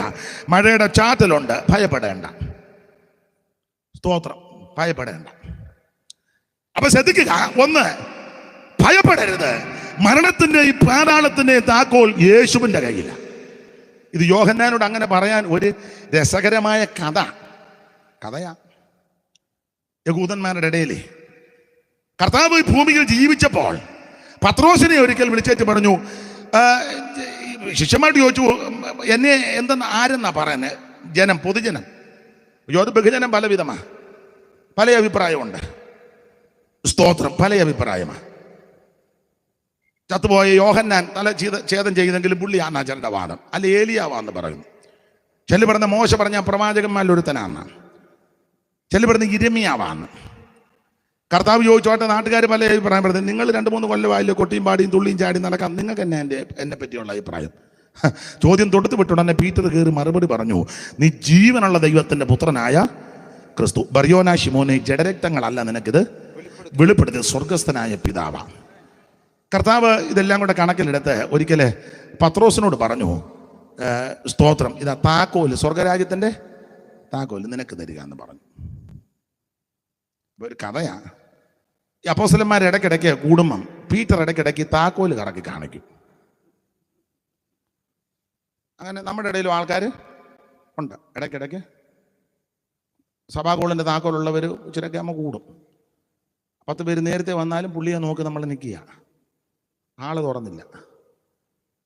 പിന്നെ പുള്ളി ആ വരവ്, സ്കൂട്ടറിലുള്ള വരവും വന്നാൽ ഉടനെ പെട്ടെന്ന് വരികയില്ല. സ്കൂട്ടർ വന്നു, പുള്ളി ഒന്ന് നിർത്തി, ഇത് സ്റ്റാൻഡേ വെച്ചു, നോക്കി, അപ്പം അതൊക്കെ തുറന്നു, അതെടുത്ത് ഒരു വരവൊക്കെ ഉണ്ട്. ഇടയ്ക്കിടയ്ക്ക് സഭായം നടക്കുമ്പോഴും പുള്ളി ഇടയ്ക്കൊന്ന് കറക്കും. അപ്പം താക്കോലുള്ളവർക്ക് അല്പമൊക്കെ ആകുമ്പോൾ കൂടും. അപ്പം ശ്രദ്ധിക്കുക, പീറ്റർ ഇടയ്ക്കിടയ്ക്ക് താക്കോല് കറക്കും. അപ്പം ശിഷ്യന്മാർക്ക് അതൊരു ചെറിയ പ്രയാസമായി. യേശുവിനോട് കഥയാ, കർത്താവ് ഈ പീറ്റർ ഇടയ്ക്കിടയ്ക്ക് താക്കോല് കറക്കുന്നുണ്ട്, ഞങ്ങളുടെ ആരുടെയും താക്കോലും ഇല്ല. അപ്പം ആ ക്ഷീണം കൂടെ മാറാനാ കർത്താവ് ഉയർത്തപ്പോൾ യോഹന്നാനോട് പറഞ്ഞത്, ഒരു താക്കോല് പുള്ളിയുടെയിൽ ഉള്ളൂ, എൻ്റെയിൽ മരണത്തിൻ്റെയും പാതാളത്തിൻ്റെയും താക്കോലുണ്ട്. അതുകൊണ്ട് നിങ്ങൾ പേടിക്കണ്ട. ഇന്ന് രാത്രി ഞാനും നിങ്ങളും ആരാധിക്കുന്ന യേശു ക്രിസ്തു സകലത്തിൻ്റെ മേലും അധികാരമുള്ളവനാണ്. Praise the Lord. സകലത്തിൻ്റെ മേലും അവിടുന്ന് അധികാരം. സ്വർലോകരുടെയും ഭൂലോകരുടെയും അധോലോകരുടെ മുഴങ്കാലുകൾ മടങ്ങുന്ന വിറയ്ക്കുന്ന നാമമാണ് യേശുവിൻ്റെ നാമം. എല്ലാ നാമത്തിലും മേലായ നാമമാ. രോഗികൾ സൗഖ്യമാക്കും ഈ നാമത്തിൽ, ഭൂതങ്ങൾ വിട്ടുപോകും. ജനം വിടുതൽ പ്രാപിക്കും. അത്ഭുതങ്ങളും അടയാളങ്ങളും ഈ നാമത്തിൽ നടക്കും. മുടന്തർ മാനിനെ പോലെ ചാടുമെന്ന ഇന്ന് രാത്രി ആ യേശുവിൻ്റെ ശക്തിക്കായി സ്തോത്രം ചെയ്യുക. ഇന്ന് രാത്രി ദൈവമക്കൾ പേടിച്ചു പോകരുത്. ആമേൻ. മരണത്തിൻ്റെയും പാതാളത്തിൻ്റെയും താക്കോൽ നമ്മുടെ കർത്താവിൻ്റെ കയ്യിലാണ് എന്ന് പറഞ്ഞാൽ മരണത്തിൻ്റെ മേൽ അധികാരമുള്ളവൻ യേശുവാ. നമ്മുടെ കർത്താവ് അനുവദിക്കാതെ ഒരു കുഞ്ഞുങ്ങൾ ഇവിടുന്ന് മാറ്റപ്പെടുകയല്ല. ആരെങ്ങനെ ഉച്ചയും കുത്തി നിനക്കെതിരെ പ്രശ്നമുണ്ടാക്കൽ, ഏത് മാറാരോഗം വന്നാലും തീരാവ്യാധി വന്നാലും ദൈവം അനുവദിക്കാതെ നിന്റെ ആയുസ് പോകത്തില്ല. ക്യാൻസർ ആയിരിക്കാം, ബ്രെയിൻ ട്യൂമർ ആയിരിക്കാം, കിഡ്നി പ്രോബ്ലം ആയിരിക്കാം, ഷുഗർ കൂടി ഇന്ന് വന്നിരിക്കുക, അറ്റാക്ക് പലത് വന്നു കഴിഞ്ഞിരിക്കുക, ആശുപത്രിക്കാർ തള്ളിയ കേസായിരിക്കാം. എന്നാൽ ഇന്ന് രാത്രി ഒരു കാര്യം എന്നെ കേൾക്കുന്നവരോട് പറയട്ടെ, ഏത് മാരക രോഗം വന്നാലും, ചിലപ്പോൾ ക്യാൻസറിന്റെ ആരംഭമുണ്ടെന്നൊക്കെ പറഞ്ഞിട്ടുണ്ടായിരിക്കും, ചിലർ ചികിത്സയിലായിരിക്കും, ആയിക്കോട്ടെ എതിർക്കുന്നില്ല. എന്നാൽ ഇന്ന് രാത്രി നിന്നോട് ദൂത് പറയട്ടെ, രോഗത്തിന്റെ മേലും മരണത്തിന്റെ മേലും പാപത്തിന്റെ മേലും സകലത്തിന്റെ മേലും അധികാരമുള്ളവൻ യേശു. ദൈവം അനുവദിക്കാതെ നിന്റെ ജീവൻ പോകത്തില്ല, ദൈവം അനുവദിക്കാതെ നിന്റെ പ്രാണൻ പോകത്തില്ല. നമ്മുടെ ജീവൻ, നമ്മുടെ പ്രാണൻ അവന്റെ ജീവഭാണ്ഡത്തിൽ കെട്ടപ്പെട്ടിരിക്കുക. അവൻ കറ്റക്കെട്ട് കൂട്ടിവെക്കുന്നത് പോലെ നമ്മുടെ ആയുസ്സിനെ കൂട്ടിത്തരുന്ന ദൈവമുണ്ട്. യഹോവയുടെ ദോഷവും തട്ടാനവണ്ണം നിന്നെ പരിപാലിക്കും, അവൻ നിന്റെ പ്രാണനെ പരിപാലിക്കും. യഹോവ നിന്റെ ഗമനത്തെയും ആഗമനത്തെയും ഇന്ന് മുതൽ എന്നേക്കും പരിപാലിക്കും. നിന്നെ വിടുവിക്കുന്ന ഒരു ദൈവമുണ്ട്. ആമേൻ, praise the Lord. Praise the Lord. നമ്മെ വിടുവിക്കുന്ന ഒരു ദൈവമുണ്ട്. അതുകൊണ്ട് ഇന്ന് രാത്രി ഭയപ്പെട്ടു പോകരുത്. സകലത്തിന്റെ അധികാരി യേശുവാണ്. ഈ വിഷയത്തോട് ബന്ധപ്പെട്ട് ഭയപ്പെടേണ്ട എന്നുള്ള വിഷയത്തോട് ബന്ധപ്പെട്ട് 1-2 വാക്യം കൂടെ കമ്പിവാചകം പോലെ വായിച്ച് പെട്ടെന്ന് അങ്ങ് നിർത്താം. ദൈവത്തിന് മഹത്വം. ഉൽപ്പത്തി പുസ്തകം 49-ാം അധ്യായത്തിന്റെ 50-ാം അധ്യായത്തിന്റെ 19-20. ഉൽപ്പത്തി 50-ന്റെ 19-20. താളിങ്ങോട്ട് മറിക്കുമ്പോൾ ഇടത്ത് വശത്ത് മേളില് 50-ന്റെ 19-20. യോസഫ് അവരോട് നിങ്ങൾ ഭയപ്പെടേണ്ട, ഞാൻ ദൈവത്തിന്റെ സ്ഥാനത്ത് ഇരിക്കുന്നു. നിങ്ങൾ പേടിക്കൊന്നും വേണ്ട, ഞാൻ ദൈവത്തിന്റെ സ്ഥാനത്താണോ? നിങ്ങൾ എന്റെ നേരെ ദോഷം വിചാരിച്ചു. അതാ വിഷയം. നിങ്ങളെല്ലാം കൂടെ എന്റെ നേരെ ദോഷം വിചാരിച്ചു. അടുത്തത് ദൈവമോ ഇന്നുള്ളത് പോലെ ബഹുജനത്തിന് ജീവരക്ഷ വരുത്തുവാൻ അതിനെ ഗുണമാക്കി തീർത്തു. ദൈവത്തിന് മഹത്വം. ഭയപ്പെടേണ്ട. ഭയപ്പെടേണ്ട. യേശു പറയുകയാ, മരണത്തിന്റെയും പാതാളത്തിന്റെയും താക്കോൽ അവിടുത്തെ പക്കല. നീ മരിക്കണമെങ്കിൽ ദൈവം അറിയണം, നിന്റെ ആയുസ് പോകണമെങ്കിൽ ദൈവം അറിയണം, നിന്റെ പ്രാണനെ എടുക്കുന്നത് ദൈവം അറിയാതെ ഒരുത്തരം നിന്നെ തൊടുകയല്ല. അധികാരി യേശുവാ. അതുകൊണ്ട് പേടിക്കരുത്. സ്തോത്രം. 2, ഇവിടെ യോസഫ് സഹോദരന്മാരോട് പറയുകയാ, യോസഫ് അവരോട് നിങ്ങൾ ഭയപ്പെടേണ്ട. ചാച്ചാ പേടിക്കണ്ട. ചാച്ചന്മാരെല്ലാം നല്ല പൊരിഞ്ഞ മക്കളാ. സന്ദർഭവും പശ്ചാത്തലമൊക്കെ നിങ്ങൾക്കറിയാം. ഒരപ്പന്റെ മക്കളാ 12 എണ്ണം. രൂബേൻ മുതൽ ബെന്യാമീൻ വരെ 12 എണ്ണം. ഇതിലെ ഒരു പരമാർത്ഥിയായിരുന്നു യോസഫ്. ഒരു സ്വപ്നം കണ്ടു. അന്ന് മുതൽ ഇവന്മാർക്ക് കലിപ്പ, അസൂയ. അവിടെ എഴുതിയിട്ടുണ്ട്, ഇവർ ദ്വേഷിച്ചെന്ന്. വേറൊരു ഭാഗത്ത് പകച്ചു. താഴോട്ട് വായിച്ചപ്പോൾ പിന്നെയും പകച്ചു. അടുത്ത വാക്യം അധികം പകച്ചു. പക കൂടി വരിക. നമ്മുടെ ഇടയിലും അങ്ങനെ പകയ്ക്കുന്ന ആൾക്ക് ഒരു കാരണമില്ല, ചുമ്മാ അങ്ങ് പകയ്ക്കുക. അതിനെന്ത് ചെയ്യാം? അസൂയ. ഞാനൊരു കാര്യം പറയാം, നല്ല കാര്യങ്ങൾ ആര് ചെയ്താലും അത് അഭിനന്ദിച്ച് അവരെ പ്രോത്സാഹിപ്പിക്കണം. എന്നെ കൂടെ പ്രതിയാക്കി ഒരാൾ നന്നായിട്ട് പാട്ട് പാടി അവരെ അഭിനന്ദിക്കോ, നന്നായിരിക്കുന്ന ആ പാട്ട് ഉണ്ടെ നീ മോന്തയും വീർപ്പിച്ച് അതൊന്നും നല്ല സ്വഭാവമല്ല. ഒരാൾ നന്നായിട്ടൊന്ന് പ്രസംഗിച്ചു, ഈ ദൈവദാസന്മാർ ഒരാൾ പ്രസംഗിച്ചു, നമ്മൾ വാക്യവും വായിച്ചു കൊടുക്കണം, യോജിക്കണം. ഉടനെ പുസ്തകം മടക്കി ബൈബിളിൻ്റെ സിബ് വിട്ട് മൂക്കേരുന്ന കണ്ണടി എടുത്ത് മടക്കി വെച്ചു ഈ കഷായം കുടിച്ച പോലെ ഇരിക്കുക. കയ്പുള്ള കഷായം കുടിച്ചാൽ മുഖത്തൊരു ഷെയ്പ്പ് കേട് കാണും. അതൊന്നുമല്ല എൻ്റെ മര്യാദ. ഒരാൾ നന്നായി സൂക്ഷിച്ചു, ഉടനെ അസൂയക്കാർ പറഞ്ഞ് സേവയുണ്ടെന്നാ തോന്നുന്നു. ഉണ്ടോ? നീ ശുശ്രൂഷിക്കുമ്പോൾ മുഴുവനെണ്ണോ ഉറങ്ങി ഈത്താ മാറ്റുക. അവൻ ചെറുപ്പമാണെങ്കിലും വലുപ്പമാണെങ്കിലും അവൻ ശുശ്രൂഷിക്കുവാൻ ജനം സന്തോഷിക്കുന്നില്ലേ? ഉടനെ അസൂയ പറയാന്നോ അതിൻ്റെ അർത്ഥം? അത് പാടില്ല. ഇവര് യോസേപ്പിനെ പകച്ചു, ദ്വേഷിച്ചു, അധികം പകച്ചു. അവനോട് ഇവർക്ക് സമാധാനമായി സംസാരിച്ചില്ലെന്നാ അങ്ങനെ എഴുതിയേക്കുന്നത്. സമാധാനമായിട്ട് സംസാരിച്ചില്ല. ഇങ്ങനെയൊക്കെ ജീവിതത്തിൽ ബുദ്ധിമുട്ടുകളാണ്, വിസ്തരിക്കുന്നില്ല. ഒടുവില് ഇവർ യോസേപ്പിനെ പൊട്ടക്കിണറ്റിൽ തട്ടി ഉടുതുണി പറിച്ചെടുത്ത് കിണറ്റിലിട്ടു. ഇശ്മയേലി കച്ചവടക്കാർക്ക് പിന്നെ അവിടെ നിന്ന് വലിച്ചു കയറ്റി 20 വെള്ളിക്കാശിന് വിറ്റു. അങ്ങനെ എന്തെല്ലാം ദുരനുഭവങ്ങൾ യോസേപ്പിനുണ്ടായി ഇവന്മാര് നിമിത്തം. എന്തിനേറെ വർഷങ്ങൾ കഴിയും. ഞാൻ പറയാറുണ്ട്, യോസേപ്പ് ചത്തുപോയെന്നും പറഞ്ഞ് ഇവന്മാരെല്ലാം കൂടെ ചാത്ത ഉണ്ടപ്പം യോസേപ്പ് പറയാം യോഗം നടത്തുക. ആദ്യം പോയി പരസ്യയോഗം നടത്തി, അത് പൊത്തിപ്പറിന് ഇഷ്ടപ്പെട്ടു. അയാളെ വീട്ടിൽ കൊണ്ടുപോയി കുടുംബയോഗം നടത്തി. കുടുംബയോഗവും അനുഗ്രഹമായിരുന്നു, വീടിൻ്റെ മുഖച്ചായ മാറി. തള്ള അത്ര മെനക്കേടായിരുന്നു, എന്നാലും ദൈവം യോസേപ്പിനെ കണ്ടു. അപവാദക്കുറ്റം അടിച്ചേൽപ്പിച്ച് കാരാഗ്രഹത്തിലിട്ടു. അവിടെയും ക്ഷീണിച്ചില്ല. അവിടെ കാരാഗ്രഹത്തിൽ കിടക്കുമ്പോഴും ദൂത് പറയുന്നുണ്ട്, അപ്പക്കാര പ്രമാണിയോടും പാനപാത്ര ഭാഗപ്രമാണിയോടും. ഒടുവിലെ ദൂതല്ല അതുപോലെ നടന്നു. ഒടുവിൽ ഫറവോൻ സ്വപ്നം കണ്ടു, അതും ചെന്ന് വ്യാഖ്യാനിച്ചു.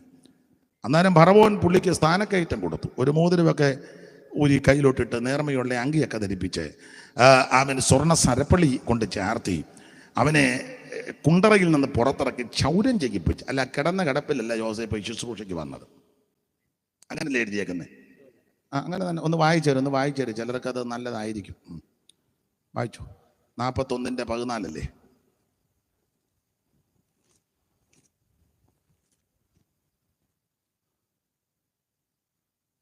ഉടനെ ഫറവോൻ ആളെ അയച്ചു. യോസഫിനെ വിളിപ്പിച്ചു. പിന്നെ അവർ അവനെ വേഗത്തിൽ കുണ്ടറയിൽ നിന്ന് ഇറക്കിയ പടുതിയിൽ കൊണ്ടുവന്ന് നിർത്തുകയല്ല, പിന്നെ അടുത്തോ അവൻ ക്ഷൗരം ചെയ്യിപ്പിച്ചു. വീറുമൃത്തിയായിട്ട് വരണം. ഇതിന്റെ ഒരു ഈ മീശ വെക്കുന്നതോ വെക്കാരിയോ അത് രണ്ടാമത്തെ കാര്യം. വെക്കുകയാണെങ്കിൽ കുറഞ്ഞ പക്ഷം ഞായറാഴ്ചയെങ്കിലും അത് കത്രികയും ചീപ്പും ഒക്കെ എടുത്ത് വൃത്തിയാക്കണം. ദീശ വെക്കുന്നോ വെക്കാതിരിക്കുകയോ അത് ആയിരിക്കാം, പക്ഷെ വൃത്തിയായിരിക്കണം. നിന്റെ കൂറ താടിയായിട്ട് വന്ന് തിരുമേശയ്ക്കകത്ത് നിന്റെ മീശയും താടിയൊന്നും മുട്ടരുത്. അത് കുറഞ്ഞ പക്ഷെ ഞായറാഴ്ചയെങ്കിലും അത് വൃത്തിയാക്കി യോഗ്യമായിരിക്കണം. മനസ്സിലാകുന്നുണ്ടോ? സ്തോത്രം. ആ കിടന്ന കിടപ്പിലല്ല ശുശ്രൂഷയ്ക്ക് കൊണ്ടുപോയത്. ഒന്നുകൂടെ വായിച്ചോ, കേൾക്കട്ടെ, എല്ലാവരും കേൾക്കട്ടെ. ഉടനെ ഫറവോൻ ആളെ അയച്ചു, യോസഫിനെ വിളിപ്പിച്ചു. അവർ അവനെ വേഗത്തിൽ കുണ്ടറയിൽ നിന്ന് ഇറക്കി. അടുത്തത് അവൻ ക്ഷൗരം ചെയ്യിച്ചു. ഇതൊക്കെ ചെയ്യണം. പിന്നെ വസ്ത്രം മാറി, അതും അത്യാവശ്യമാണ്. പിന്നെ ഫറവോന്റെ അടുക്കൽ കൊണ്ടുചെന്നു. അപ്പോൾ ഞാൻ ഇങ്ങനെ പറഞ്ഞത്, വേഷം മാറി, ഭാഷ മാറി, ഭക്ഷണം മാറി, പ്രകൃതി മാറി. ഒരുവൻ ക്രിസ്തുവിലായാൽ പുതിയ സൃഷ്ടിയാണ്. സ്തോത്രം. പഴയതെല്ലാം കഴിഞ്ഞെന്നാ, അധികം വിവരിക്കുന്നില്ല. അങ്ങനെ യോസേപ്പ് മന്ത്രി പദവിയിലെത്തി. ഒടുവിൽ ക്ഷാമം കഠിനപ്പെട്ടു. കനാൻ നാട്ടിലും മിസ്രയീമിലും ലോകം മുഴുവൻ ക്ഷാമം, ഭൂലോകം മുഴുവൻ ക്ഷാമം വന്നപ്പോൾ ജനങ്ങൾ ഫറവോനോട് നിലവിളിച്ച്. ഫറവോൻ പറഞ്ഞ്, ഇവിടെ കിടന്ന് നിലവിളിക്കാതെ യോസേപ്പിൻ്റെ അടുക്കൽ ചെല്ലാൻ പറഞ്ഞു. അവിടെ ചെന്ന് ജനമെല്ലാം കൂടെ തിരുമേനി ഞങ്ങൾക്ക് വേണ്ടി അപേക്ഷിക്കണമേ, ഞങ്ങളെ രക്ഷിക്കണമേ. തിരുമേനി ഇങ്ങനെ അകത്തിരിക്കുക. ഫറവോനെ സിംഹാസനത്തിൽ താടിയും മുടിയും വടിയൊക്കെ ആയിട്ട് ഫറവോൻ ഇങ്ങനെ ഇരിക്കുക. ഈ ഇരിപ്പ് കണ്ടപ്പോൾ ഇവന്മാരെടുത്ത് പുള്ളി രക്ഷിക്ക് വന്നു. അപ്പോൾ ഇവർ എന്ന് പറഞ്ഞ് ഞങ്ങളെ രക്ഷിക്കണമേ. അപ്പോൾ ഫറവോൻ പറഞ്ഞു, ചുമ്മാ നീ ഇവിടെ കിടന്ന് സമയം കളയാതെ, ഞാൻ ഈ താടിയും മുടിയും വടിയായിട്ട് ഇതിനകത്ത് ഇരിക്കുന്നതെന്നല്ലാതെ എന്നെക്കൊണ്ട് കാശിന് പ്രയോജനം. നിങ്ങളാണ്ട് അങ്ങോട്ട് ചെല്ല, യോസേപ്പ് എവിടെ ഇരിപ്പുണ്ടെന്ന് പറഞ്ഞു. അങ്ങോട്ട് ചെല്ലാൻ അങ്ങനെ എഴുതിയേക്കുന്നു. 41 ഒടുവിൽ അങ്ങനല്ലേ? ഒന്ന് വായിച്ചേ. 41 ഒടുവിൽ പെട്ടെന്ന് 55 ഭൂമിയിലെങ്ങും ക്ഷാമം കഠിനമായി തീർന്നത് കൊണ്ട് സകല ദേശക്കാരും. അതിന്റെ മുകളിൽ ഫറവോന്റെ അടുക്ക വന്നൊരു പദമുണ്ട്. കണ്ടോ? എത്ര വാക്യമാ? പിന്നെ മിസ്രൈം ദേശത്ത്, അതല്ലേ ഞാൻ മുമ്പേ പറഞ്ഞ 55. പിന്നെ മിസ്രൈം ദേശത്ത് എല്ലായിടവും ക്ഷാമമുണ്ടായപ്പോൾ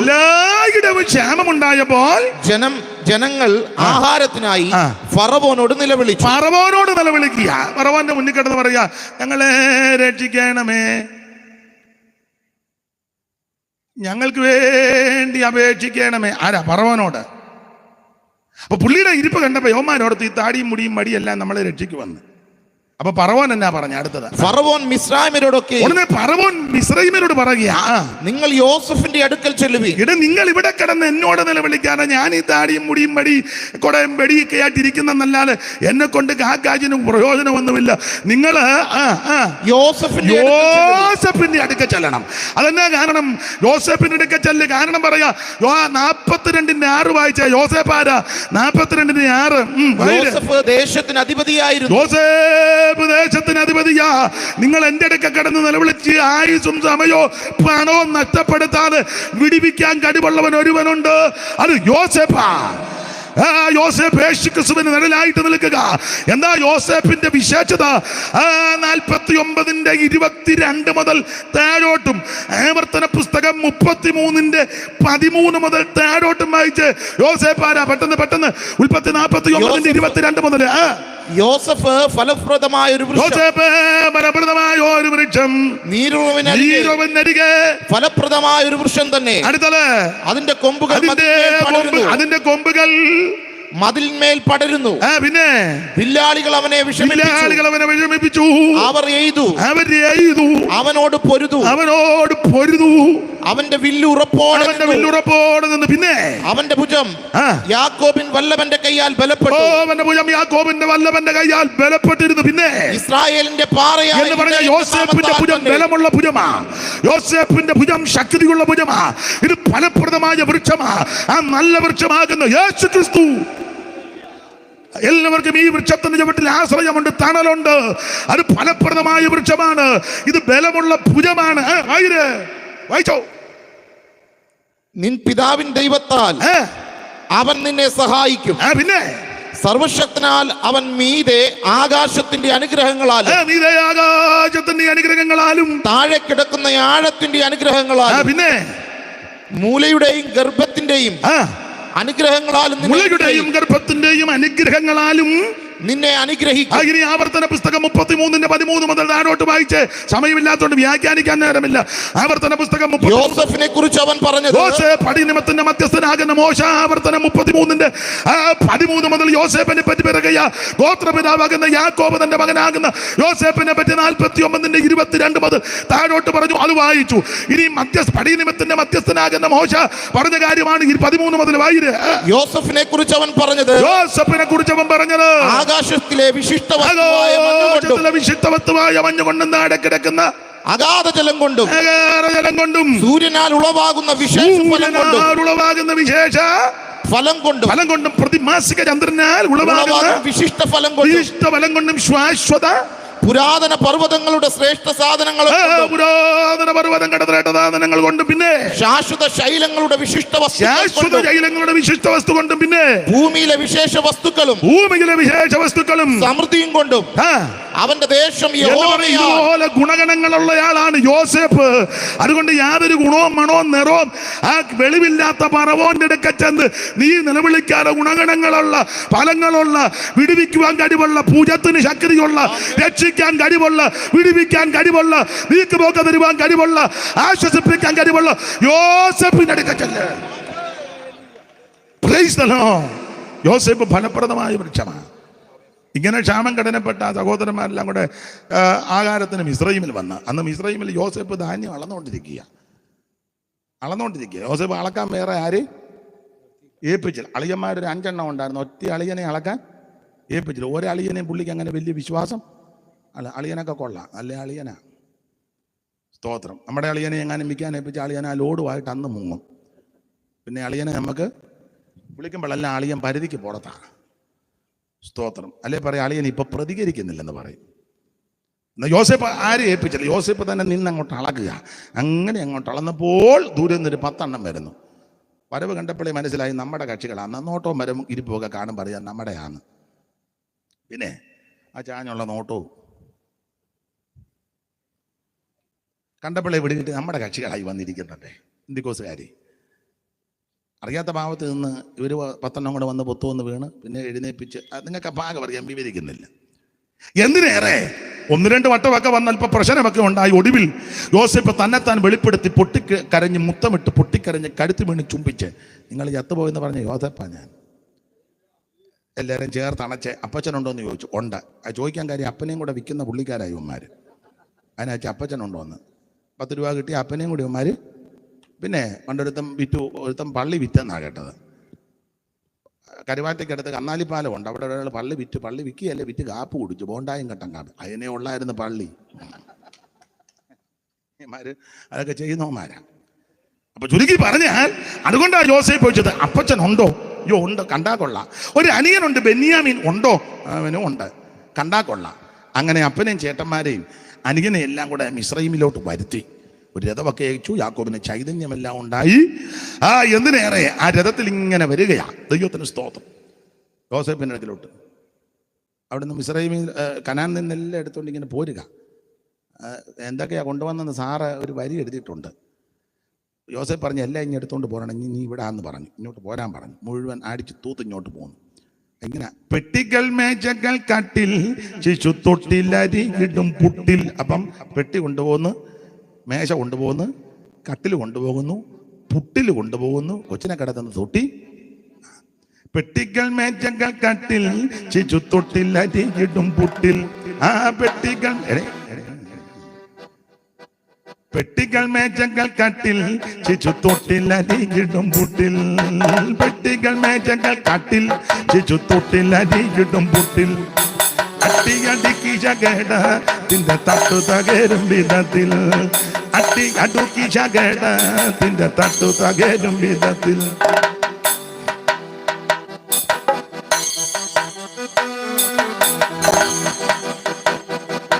പെട്ടികൾ മേശകൾ കട്ടിൽ ശിശു തൊട്ടിലരികിടും പുട്ടിൽ. മതി. അപ്പൊ ശ്രദ്ധിക്കുക, ഈ സകലതും തൂത്തുവാരി ഇവര് മിസ്രയീമിലോട്ട് ഇങ്ങോട്ട് പോന്ന്. അങ്ങനെ വന്ന് ഗോശേൻ ദേശം അവകാശമായിട്ട് കൊടുത്തു. അവരവിടെ പാർത്തു. ഏതാണ്ട് യാക്കോബ് 17 വർഷം ഇവിടെ പാർത്തു. 130 വന്നത്. 17 വർഷം കൊണ്ട് 147 വയസ്സ് മൊത്തം. അപ്പൻ മരിക്കാൻ പോവാ. ഇനിയിപ്പോൾ കുഴപ്പമില്ല, യോഗം തീരാൻ പോവാ, മതിയെന്ന്. യോഗം തീരുക, ഇനി മതി ഉള്ളതാട്ട്. അപ്പൊ ശരിക്കും പറഞ്ഞാൽ 130 വയസ്സിൽ വന്നു, 17 കൊല്ലം പാർത്ത്. 130, 17, 147 വയസ്സിൽ യാക്കോബ് മരിക്കുക. മരിക്കുന്നതിന് മുന്നേ പിള്ളേരെല്ലാം വിളിച്ചുകൂട്ടി ഭാവികാലം സംബന്ധിച്ച് പറഞ്ഞു. ഇതെല്ലാം പറഞ്ഞേച്ച് കാലെടുത്ത് തന്നെ മൂപ്പര കട്ടിലോട്ട് വെച്ച് ഈവനും പോയി. അപ്പം മരിച്ച് അടക്കം കഴിഞ്ഞപ്പോൾ ഇവന്മാർക്ക് വെപ്രാളമായി. ഇവർ വെപ്രാളപ്പെട്ടേച്ച് പറഞ്ഞു, അപ്പച്ചൻ ജീവിച്ചിരുന്നപ്പോൾ ഇവൻ നമ്മളോട് മര്യാദയ്ക്കൊക്കെ ഇടപെട്ടു. നമ്മുടെ സഹോദരനാ ചിലപ്പോൾ നമ്മൾ ചെയ്തതുപോലെ ഇവൻ നമ്മളോട് ചെയ്യാൻ സാധ്യത. അങ്ങനല്ലേ കണ്ണിക്ക് തുടങ്ങുന്നത്. വായിച്ചേ. യോസഫ് അപ്പനെ അടക്കിയ ശേഷം അവനും സഹോദരന്മാരും അവന്റെ അപ്പനെ അടക്കുവാൻ കൂടെ പോയിരുന്ന എല്ലാവരും മിസ്രയീമിലേക്ക് മടങ്ങിപ്പോന്നു. മക്ബേലായിൽ നിന്ന് തിരിച്ച് മിസ്രയീമിലേക്ക് മടങ്ങി വന്നു. അടുത്തത്, അപ്പൻ മരിച്ചുപോയി എന്ന് യോസഫിന്റെ സഹോദരന്മാർ കണ്ടിട്ട്, അടുത്തത്, പക്ഷെ യോസഫ് നമ്മെ ദോഷിച്ച്, അയ്യോ യോസേപ്പിനെ നമ്മളെ ദ്വേഷിച്ച്, നാം അവനോട് ചെയ്ത സകല ദോഷത്തിനും നമ്മോട് പ്രതികാരം ചെയ്യുമെന്ന് പറഞ്ഞു. പ്രതികാരം ചെയ്യുമെന്ന് ഇവന്മാര് പറഞ്ഞു. എടാ, കോഴി കെട്ടതിന്റെ തലയിലല്ലേ കോഴിപ്പൂടായിരിക്കുന്നത്. ഇവന്മാർക്ക് മനസ്സിലായി യോസേപ്പ് പ്രതികാരം ചെയ്യുമെന്ന്. അവർ യോസഫിന്റെ അടുക്കൽ ആളെ അയച്ചു. അപ്പൻ മരിക്കും മുമ്പേ നിന്റെ സഹോദരന്മാർ നിന്നോട് ദോഷം ചെയ്തു. ബോധ്യപ്പെട്ടല്ലോ ദോഷം ചെയ്തെന്ന്. അടുത്തത്, അവർ ചെയ്ത അതിക്രമവും പാപവും നീ ക്ഷമിക്കണമെന്ന് യോസഫിനോട് പറവീൻ എന്ന് കൽപ്പിച്ചിരിക്കുന്നു. അടുത്തത്, ആകയാൽ അപ്പന്റെ ദൈവത്തിന്റെ ദാസന്മാരോട് ദ്രോഹം ക്ഷമിക്കണമേ എന്ന് പറയിച്ചു. അവർ യോസഫിനോട് സംസാരിക്കുമ്പോൾ അവൻ കരഞ്ഞു. ഓടിച്ചു വായിച്ചു. അവന്റെ സഹോദരന്മാർ ചെന്ന് അവന്റെ മുമ്പാകെ വീണു. എല്ലാം കൂടെ നീ എന്നങ്ങ് വീണു. അടുത്തത്, ഇതാ ഞങ്ങൾ നിങ്ങൾക്ക് അടിമ. ആ സ്വപ്നം അങ്ങ് നിറവേറ്റി ദൈവം പൂർണ്ണമായിട്ട്. തന്റെ കറ്റ എഴുന്നേറ്റ് നിൽക്കുകയും മറ്റു കറ്റകളെല്ലാം വന്ന് വീണ് വണങ്ങി നമസ്കരിക്കുക. അത് ദൈവം അങ്ങ് നിറവേറ്റി. ഒരു കാര്യം പറയാ, ആണ്ടുകൾ നീണ്ടാലും വർഷങ്ങളേറിയാലും ദൈവം നിന്നോട് പറഞ്ഞ ആലോചനയും അരുളപ്പാടും ദൈവം നിറവേറ്റും.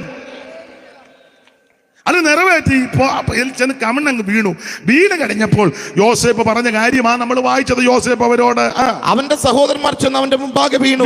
അടുത്തത്, ഇതാ ഞങ്ങൾ നിനക്ക് അടിമകൾ എന്ന് പറഞ്ഞു. യോസഫ് അവരോട് നിങ്ങൾ ഭയപ്പെടേണ്ട, ഞാൻ ദൈവത്തിന്റെ സ്ഥാനത്തിരിക്കുന്നു. ഞാൻ ദൈവത്തിന്റെ സ്ഥാനത്താണോ ഇരിക്കുന്നത്? നിങ്ങൾ എന്തുവായി ചിന്തിക്കുന്ന? അടുത്തത്, നിങ്ങൾ എന്റെ നേരെ ദോഷം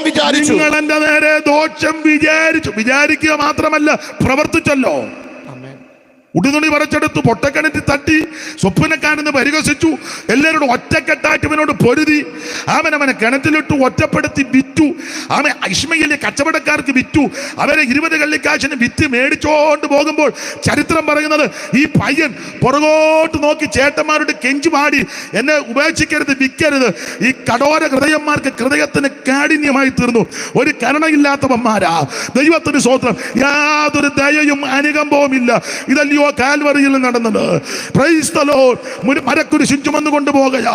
മുൾക്കിരീടധാരിയായി, മുഖത്തെ രോമമെല്ലാം പിടിതെടുക്കപ്പെട്ടവനായി, ഉഴവയാല് പോലെ മുതുക് നീളത്തെ കീറപ്പെട്ടവനായി, ആമൻ റോമൻ പടയാളികൾ ദാക്ഷണ്യം കൂടാതെ അവിടുത്തെ അടിച്ച് ചാറ്റ പറിക്കുമ്പോൾ മാംസം പറഞ്ഞ് ഇരുന്ന് മാറുക. ഒരു കണ്ണിന് പോലും ദയലോന്നിയില്ല.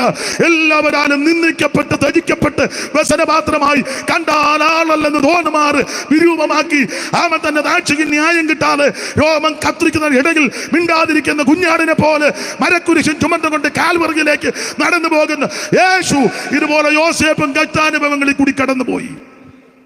ഒടുവിൽ അവൻ രാജത്വം പ്രാപിച്ചു കഴിഞ്ഞപ്പോൾ ചേട്ടന്മാര് എന്ന് ചോദിക്കുക, പറയുക, അയ്യോ ഞങ്ങൾ ദോഷം ചെയ്തതുപോലെ ചെയ്യരുത്. അപ്പൊ യോസേഫ് പറയാ, നിങ്ങൾക്ക് ആള് തെറ്റി, ഞാൻ യോസേപ്പാ, ഞാൻ ഫലപ്രദമായ വൃക്ഷമാ. Praise the Lord. ആമേൻ. സ്തോത്രം. നിങ്ങൾ എനിക്ക് ദോഷം വിചാരിച്ച് ദോഷം പ്രവർത്തിച്ചു, പക്ഷെ അത് മുഴുവൻ എൻ്റെ ദൈവം എനിക്ക് ഗുണമാക്കി തീർത്തു. നിങ്ങൾ ഭയപ്പെടരുത്. അതുകൊണ്ട് നിനക്കെതിരെ ദോഷം പറയുന്നവർ കാണും, നിനക്കെതിരെ ദോഷം നിരൂപിക്കുന്നവർ കാണും, നിനക്കെതിരെ ദോഷം പ്രവർത്തിക്കുന്നവർ കാണും. വാട്സപ്പിൽ കൂടെയും പിന്നെ എന്തൊക്കെയാ ഉള്ളത്, യൂട്യൂബ്, വാട്സപ്പ്, പിന്നെ ഏതാണ്ടെല്ലാം ഉണ്ട്. ക്യാമറ എന്നെ എന്നാന്നോ ഉന്താം. എന്തായാലും കൊള്ളി ഇതിൽ കൂടിയൊക്കെ നിനക്കെതിരെ ദോഷം പറയുകയും നിരൂപിക്കുകയും നീ തിരിച്ചെഴുതരുത്, മറുപടി പറയരുത്, തിരിച്ച് പ്രതികരിക്കരുത്. അത് നമ്മുടെ ആയുധമല്ല. സ്തോത്രം. ആക്ഷേപിക്കും, പരിഹസിക്കും, നിന്ദിക്കും, ഒറ്റപ്പെടുത്തും. അക്ഷരം മിണ്ടരുത്. ചെയ്യേണ്ട മാർഗം പറയാം. ആരുമില്ലാത്തപ്പം മുഴങ്കാലിരുന്ന് നിന്റെ കാര്യം ദൈവത്തോട് പറയണം. അപ്പം ദൈവം ചെയ്യുന്നതാ, അത് മുഴുവൻ ഗുണമാക്കി തീർക്കും.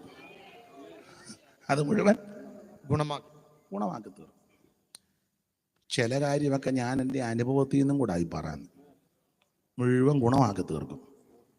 സ്തോത്രം, സ്തോത്രം. മുഴുവൻ ഗുണമാക്കി തീർക്കും. ദോഷമാക്കി ഇവരെല്ലാം കൂടെ ചേർന്നായി ദോഷം ഒപ്പിച്ചത്. എല്ലാവരും കൂടെ ചേർന്ന്, ഒരാളല്ലല്ലോ. ആണോ? ഓ, ഇവരാരും കുറഞ്ഞ പുള്ളിക്കാരുമല്ല, എല്ലാം ഒന്ന് കൊന്നിട്ട്. രൂപൻ, അയ്യോ അവൻ ആദ്യ ജാതന. ഷിമിയോനും പിന്നെ ലേവി, അവന്മാര് ക്ഷിപ്രകോപികളും വടിവാളും കൊണ്ട് നന്നായിട്ട് വെട്ടാൻ അറിയാവുന്നവന്മാരാ. ഒരു ഏരിയ മുഴുവൻ വെട്ടിയവന്മാരാ. പിന്നെ യഹൂദ, അവനെ തുടങ്ങുമ്പോൾ മുതൽ തീരുന്ന വരെ സ്തോത്രം, സ്തോത്രം, സ്തോത്രം. അവനെ ആ കൂടുതലും പേടിക്കണ്ടേ. യോഗം തുടങ്ങുമ്പോൾ മുതൽ അവന് മറുഭാഷയാ. ഒരു തന്നെ പറയുന്നത് പ്രൈസ് ലോർഡ്. പണ്ട് ഒരാളുണ്ടായിരുന്നു, എന്ത് പറഞ്ഞാലും അങ്ങ് മറുഭാഷയാ. Praise Lord. ഇന്ന് പകൽക്കാലം ഉടനെ പുള്ളി അത് പറയണ്ട വല്ല കാര്യമുണ്ടോ? ഇന്ന് പകൽ ഇവിടെ വന്നു ഒന്നിച്ച് കാണുവാൻ അത്രയും പറഞ്ഞ അതിനാ. ഇന്ന് പകൽക്കാലം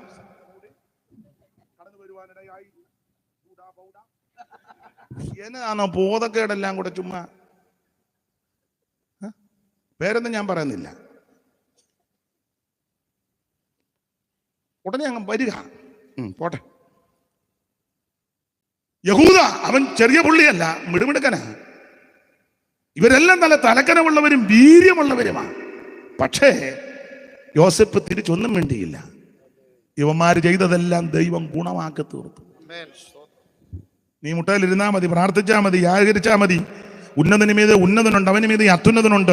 ഇപ്പോഴോ എൻ്റെ സാക്ഷി സ്വർഗത്തിലും എൻ്റെ ജാമ്യക്കാൻ ഉയരത്തിലുമാ. രാജാക്കന്മാരുടെ ഹൃദയ യഹോവയുടെ നീർത്തോട് പോലെ ഇഷ്ടമുള്ള ദിക്കിലേക്ക് ദൈവം തിരിക്കുമെന്ന് ആമേൻ. എന്നെ കേൾക്കുന്ന പ്രിയപ്പെട്ടവരോട് ഒരു കാര്യം ഉറപ്പിച്ചും നടപ്പിച്ചും വചനത്തിൽ കൂടെ പറയാം. നീ പ്രതികരിക്കാൻ പോകരുത്, മറുപടിക്ക് പോകരുത്, എതിർക്കാൻ പോകരുത്, ഉടക്കാൻ പോകരുത്, തിരിച്ചു പറയരുത്, തിരിച്ചെഴുതരുത്, തിരിച്ചൊന്നും മിണ്ടരുത്. മുട്ടയിലിരുന്ന് പ്രാർത്ഥിക്കണം. അങ്ങനെ പ്രാർത്ഥിക്കുമ്പോൾ ഈ ദോഷമായി വന്നതല്ല ദൈവം ഗുണമാക്കി തീർക്കും. ഇന്ന് രാത്രി ഭയപ്പെട്ടു പോകരുത്. ഒന്ന്, ഭയപ്പെടരുത്. മരണത്തിന്റെ പാതാളത്തിന്റെ താക്കോൽ അവിടുത്തെ പക്കൽ. രണ്ട്, ഭയപ്പെട്ടു പോകരുത്. ദോഷമായിട്ട് വരുന്നതെല്ലാം ദൈവം ഗുണമാക്കി തീർക്കും. ഒരു വാക്യം കൂടെ വായിച്ചങ്ങ് നിർത്താം, അത് മതി. ശമൂവേലിന്റെ 2-ാം പുസ്തകം 9:7, അതുകൂടെ മതി. ശമൂവേലിന്റെ 2-ാം പുസ്തകം 9:7. ദാവീദ് അവനോട്, ഭയപ്പെടേണ്ട, നിന്റെ അപ്പനായ യോനാഥാന്റെ നിമിത്തം ഞാൻ നിന്നോട് ദയ കാണിച്ചു. ദാവീദ് അവനോട്, ഭയപ്പെടേണ്ട, നിന്റെ അപ്പനാകുന്ന യോനാഥാന്റെ നിമിത്തം ഞാൻ നിന്നോട് ദയ കാണിച്ചു. നിന്റെ അപ്പനായ ശൗലിന്റെ നിലമൊക്കെയും നിനക്ക് മടക്കി തരുന്നു. നീയോ നിത്യം എന്റെ മേശയിങ്കൽ എന്റെ മേശയിങ്കൽ ഭക്ഷണം കഴിച്ചു കൊള്ളണമെന്ന് പറഞ്ഞു. മതി മതി മതി മതി മതി. ഒരു 1.5 മണിക്കൂർ എടുത്ത് ഈ വാക്യത്തിൽ നിന്ന് പറയേണ്ടതാ. അത് ചുരുക്കമായിട്ട് അങ്ങ് പറഞ്ഞു നിർത്തുക. പണ്ട് ഞങ്ങളുടെ സഭയിൽ ഒരാൾ വന്ന് പറഞ്ഞു, ഈ വിഷയം ഇസ്രായേൽ മക്കളുടെ യാത്രാവേളയ 40 വർഷത്തെ ചരിത്രമാണ് പറയേണ്ടതെന്ന് പറഞ്ഞു. അപ്പോൾ ഞങ്ങളുടെ ഒരു പാപ്പച്ചൻ പറഞ്ഞു 40 വർഷത്തെ ചരിത്രം 4 ദിവസത്തെ ആക്കി അങ്ങ് ചുരുക്കി പറയാൻ പറഞ്ഞു. 40 വർഷം ആകുമ്പോഴല്ലേ സമയം ഒത്തിരി എടുക്കുന്നേ. അപ്പോൾ ഇത് ചുരുക്കി അങ്ങ് നിർത്താം.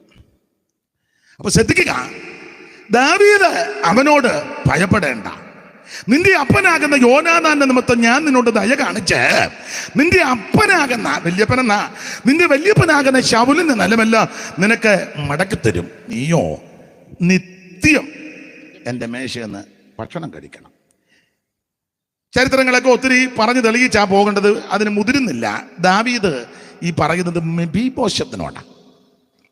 ആരായി മെഫീബോശത്ത്?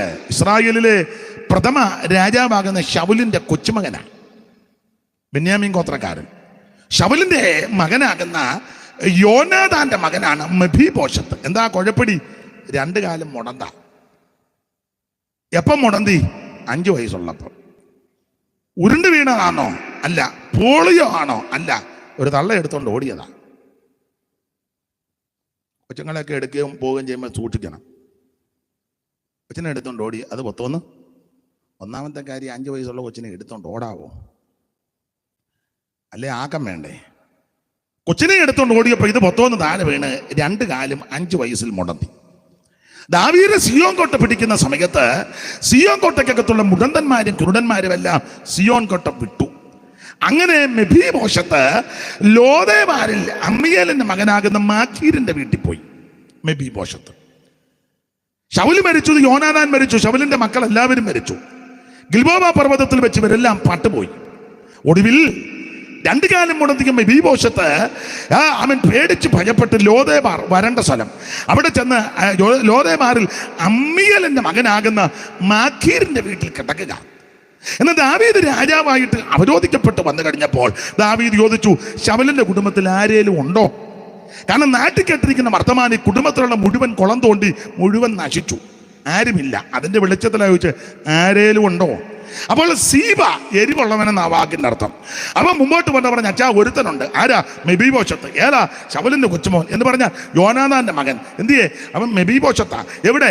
ലോദേബാരിൽ. എന്നാ കൊണ്ടുവാ. അങ്ങനെ ആള് വിട്ട് മെഫീബോശത്തിനെ എൻ്റെ ഭാഷയിൽ പറഞ്ഞാൽ ലോദേബാരിന്ന് പൊക്കിയെടുത്ത് ദാവീദ് രാജാവിൻ്റെ സിംഹാസനത്തിൻ്റെ മുമ്പിൽ കൊണ്ടുവന്ന് നിർത്തി കാണുകയില്ല, ഇരുത്തി കാണും. നിർത്താനൊക്കുകയില്ല. 2 കാലം മുടന്താ. യവൻ വന്നിങ്ങനെ ഇരുന്നേച്ചവൻ അങ്ങോട്ട് നോക്കിയപ്പോൾ ദാവീദ് ഇരിക്കുന്നു. അയ്യോ, അപ്പനെ കൊന്ന് വല്യപ്പനെ കൊന്ന് കുടുംബം മുഴുവൻ കുളം തോണ്ടിയ പുള്ളിയായി ഇരിക്കുന്നത്. പരിവാരങ്ങളെല്ലാം രാജ കൊട്ടാരമല്ലേ. അപ്പോൾ ഇവരകത്ത് വെപ്രാളം. ദൈവമേ, അപ്പനെ കൊന്ന് വല്യപ്പനെ കൊന്ന് കുടുംബം മുഴുവൻ കുളം തോണ്ടി എല്ലാം നശിച്ചു. ആമൻ കാലുമുണ്ടെത്തി അവിടെ കിടന്നിട്ടും കിടത്തുകയില്ലേ, കൊല്ലാനാന്നോ അറക്കാനാന്നോ തിന്നാനാന്നോ വെപ്രാളപ്പെട്ടപ്പോൾ ഇവൻ്റെ അകത്ത് ഭീതി കയറിയപ്പോൾ മുഖത്ത് പ്രതിഫലിച്ചു. ദാവീദിന് പിടികിട്ടി പേടിച്ചിരിക്കുക. അതുകൊണ്ടാണ് പറഞ്ഞത്, എടാ കൊല്ലാൻ കൊണ്ടുവന്നതല്ല, തിന്നാൻ കൊണ്ടുവന്നതല്ല, അറക്കാനും മുടിക്കാനും കൊണ്ടുവന്നതല്ല, നിന്റെ വല്യപ്പൻ്റെ സ്വത്ത് ഞാൻ നിനക്ക് തിരിച്ചു തരിക. ഭയപ്പെട്ടു പോകരുത്. ഞാൻ വിസ്തരിക്കുന്നില്ല, മഴയാറുന്നത് കൊണ്ട്. ദൈവത്തിന് മഹത്വം. പെട്ടെന്ന് അങ്ങ് നിർത്തുക. ട്രെയിനിന്റെ ചങ്ങല പിടിച്ച് നിർത്തും പോലെ നിർത്തുക. നിന്നെ കൊല്ലാനും അറക്കാനും ആമൻ വെട്ടാനും കുത്താനും കൊണ്ടുവന്നതല്ല, നിന്റെ പിതാവിന്റെ പിതൃസ്വത്ത് ഇന്ന് പകൽ നിനക്ക് തിരികെ തരിക. എന്താ ഇതിനകത്തെ ആത്മീക പാഠം? ആദി പിതാവാകുന്ന ആദാം മുഖാന്തരം മനുകുലത്തിന് നഷ്ടപ്പെട്ടു പോയ സകല അധികാരവും അവകാശവും ഒടുക്കത്തെ ആദാമാകുന്ന യേശു ക്രിസ്തുവിന്റെ കാൽവരി മരണത്താൽ അത് വിശ്വസിക്കുന്നവർക്ക് ഇന്ന് രാത്രി തിരികെ തരും. നീ ഭയപ്പെട്ടു പോകരുത്. എന്തൊക്കെയാ തിരികെ തരുന്നത്? 3 കാര്യം വാക്യം പഠിപ്പിക്കുന്നില്ല, പറഞ്ഞങ്ങ് നിർത്താം. 1, തേജസ് നഷ്ടപ്പെട്ടതാ. ആദമും ഹവ്വയും ഇരുവരും തോട്ടത്തിലായിരുന്നു. നാണം തോന്നിയില്ല. അങ്ങനെ ഉൽപ്പത്തി 1-ന്റെ ഒടുവിൽ നാണം തോന്നിയില്ല. കാരണം തേജസ്സിന്റെ വസ്ത്രം. എന്നാൽ പാപം ചെയ്തപ്പോൾ ഈ തേജസ്സിന്റെ വസ്ത്രം അങ്ങ് പോയി. പിന്നെ നാണം വന്നു. അത്തിയല കൂട്ടിത്തുന്നി അരയാടയുണ്ടാക്കി ഒളിച്ചു. എന്നാൽ ആ നഷ്ടപ്പെട്ടു പോയ തേജസ് ഒടുക്കത്തെ ആദാം മുഖാന്തരം നമുക്ക് തിരികെ തരും. സകല മാംസം ഒരുപോലുള്ള മാംസമല്ല. പക്ഷികളുടെ മാംസം വേറെ, കന്നുകാലികളുടെ മാംസം വേറെ, മത്സ്യങ്ങളുടെ മാംസം വേറെ, മൃഗങ്ങളുടെ മാംസം വേറെ. ഭൗമ ശരീരമുണ്ട്, സ്വർഗീയ ശരീരമുണ്ട്. അതുകൊണ്ട് താഴോട്ട് പഠിച്ചു വരുമ്പോൾ പറയുക, സൂര്യന്റെ തേജസ് വേറെ, ചന്ദ്രന്റെ തേജസ് വേറെ, നക്ഷത്രങ്ങളുടെ തേജസ് വേറെ. നക്ഷത്രം തമ്മിൽ തേജസ് കൊണ്ട് വേറെമുണ്ട്. മരിച്ചവരുടെ പുനരുത്ഥാനം. അതുകൊണ്ടും തന്നെ ഇന്ന് രാത്രി നഷ്ടപ്പെട്ടു പോയ തേജസ്, ആദിപിതാവാകുന്ന ഒന്നാമത്തെ ആദാം മുഖാന്തരം നഷ്ടപ്പെട്ടു പോയ തേജസ് ഒടുക്കത്തെ ആദാമാകുന്ന യേശു ക്രിസ്തു മുഖാന്തരം നമുക്ക് തിരികെ കിട്ടും. ഭയപ്പെട്ടു പോകരുത്. 2, അധികാരം. ഒന്നാമത്തെ ആദാമിന് അധികാരമുണ്ടായിരുന്നു, നഷ്ടപ്പെടുത്തി. എങ്ങനെ? സകലത്തിന്മേൽ വാഴണമെന്നാ. അങ്ങനെ വാണു. അതിലെ ആന വന്നപ്പോൾ തൂത്തേച്ച് പേരിട്ട് ആന പോ കരടി, കരടി. അധികാരം ഉണ്ടായിരുന്നു. ഇപ്പൊ നിനക്ക് അങ്ങനെ നീ എന്ന് കരടിയെ തലോടാവോ? ആന അരിക്കൊമ്പനുണ്ട്, നീ ഒന്ന് പോയെ. അതിനാ അധികാരം നഷ്ടപ്പെട്ടു. തിരികെ കിട്ടുമോ? കിട്ടും. ഒരു രാജാവ് ഇവിടെ വാഴും. യെശയ്യാ 11 താഴോട്ട് പഠിച്ചു. ചെന്നായും കുഞ്ഞാടും പുള്ളിപ്പുലിയും എല്ലാം കൂടെ ഒന്നിച്ച് മേയും. സിംഹം കാളപോ ഉല്ലി തിന്നും. സർപ്പത്തിന്റെ ഒത്തിക്കൊണ്ട് കൊച്ചൻ കൈയിടും. ഒരു ബാബാ സുരേഷും വരണ്ട. ഇപ്പൊ പാമ്പിന്റെ വാല് കണ്ടാൽ മതി, ഉള്ളിയെ ഉടനെ വിളിക്കുക. ഉള്ളി വാലയെ പിടിച്ച് അതെടുത്ത് എല്ലാവരും ഒന്ന് കാണിച്ച് എല്ലാവരും ഫോട്ടോ എടുത്ത് പാമ്പിന്റെ കൂടെ നിൽക്കുന്നൊരു ഫോട്ടോ. അന്നതൊന്നും വേണ്ടെന്ന്. അപ്പൊ ഈ അധികാരം നമുക്ക് തിരികെ കിട്ടും. 3, പർദീസ നഷ്ടപ്പെട്ടു ആദാം മുഖാന്തരം. ആ പർദീസ ഒടുക്കത്തെ ആദാം മുഖാന്തരം തിരിച്ചു തരും. ക്രൂശിൽ കിടന്ന് ദുഷ്പ്രവർത്തിക്കാനുണ്ട് പറഞ്ഞു, ഇന്ന് നീ എന്നോടുകൂടെ പർദീസയിലേക്ക്. നഷ്ടപ്പെട്ടു പോയി അധികാരം നമുക്ക് തിരികെ തരും. കരമുയർത്തി ദൈവത്തെ സ്തുതിച്ചാട്ടെ. ഭയപ്പെട്ടു പോകരുത്. അവൻ ഒരിക്കൽ കൂടെ ദൈവത്തെ സ്തുതിക്കാം. ഒരിക്കൽ കൂടെ ദൈവത്തെ മഹത്വപ്പെടുത്തിക്കാട്ടെ.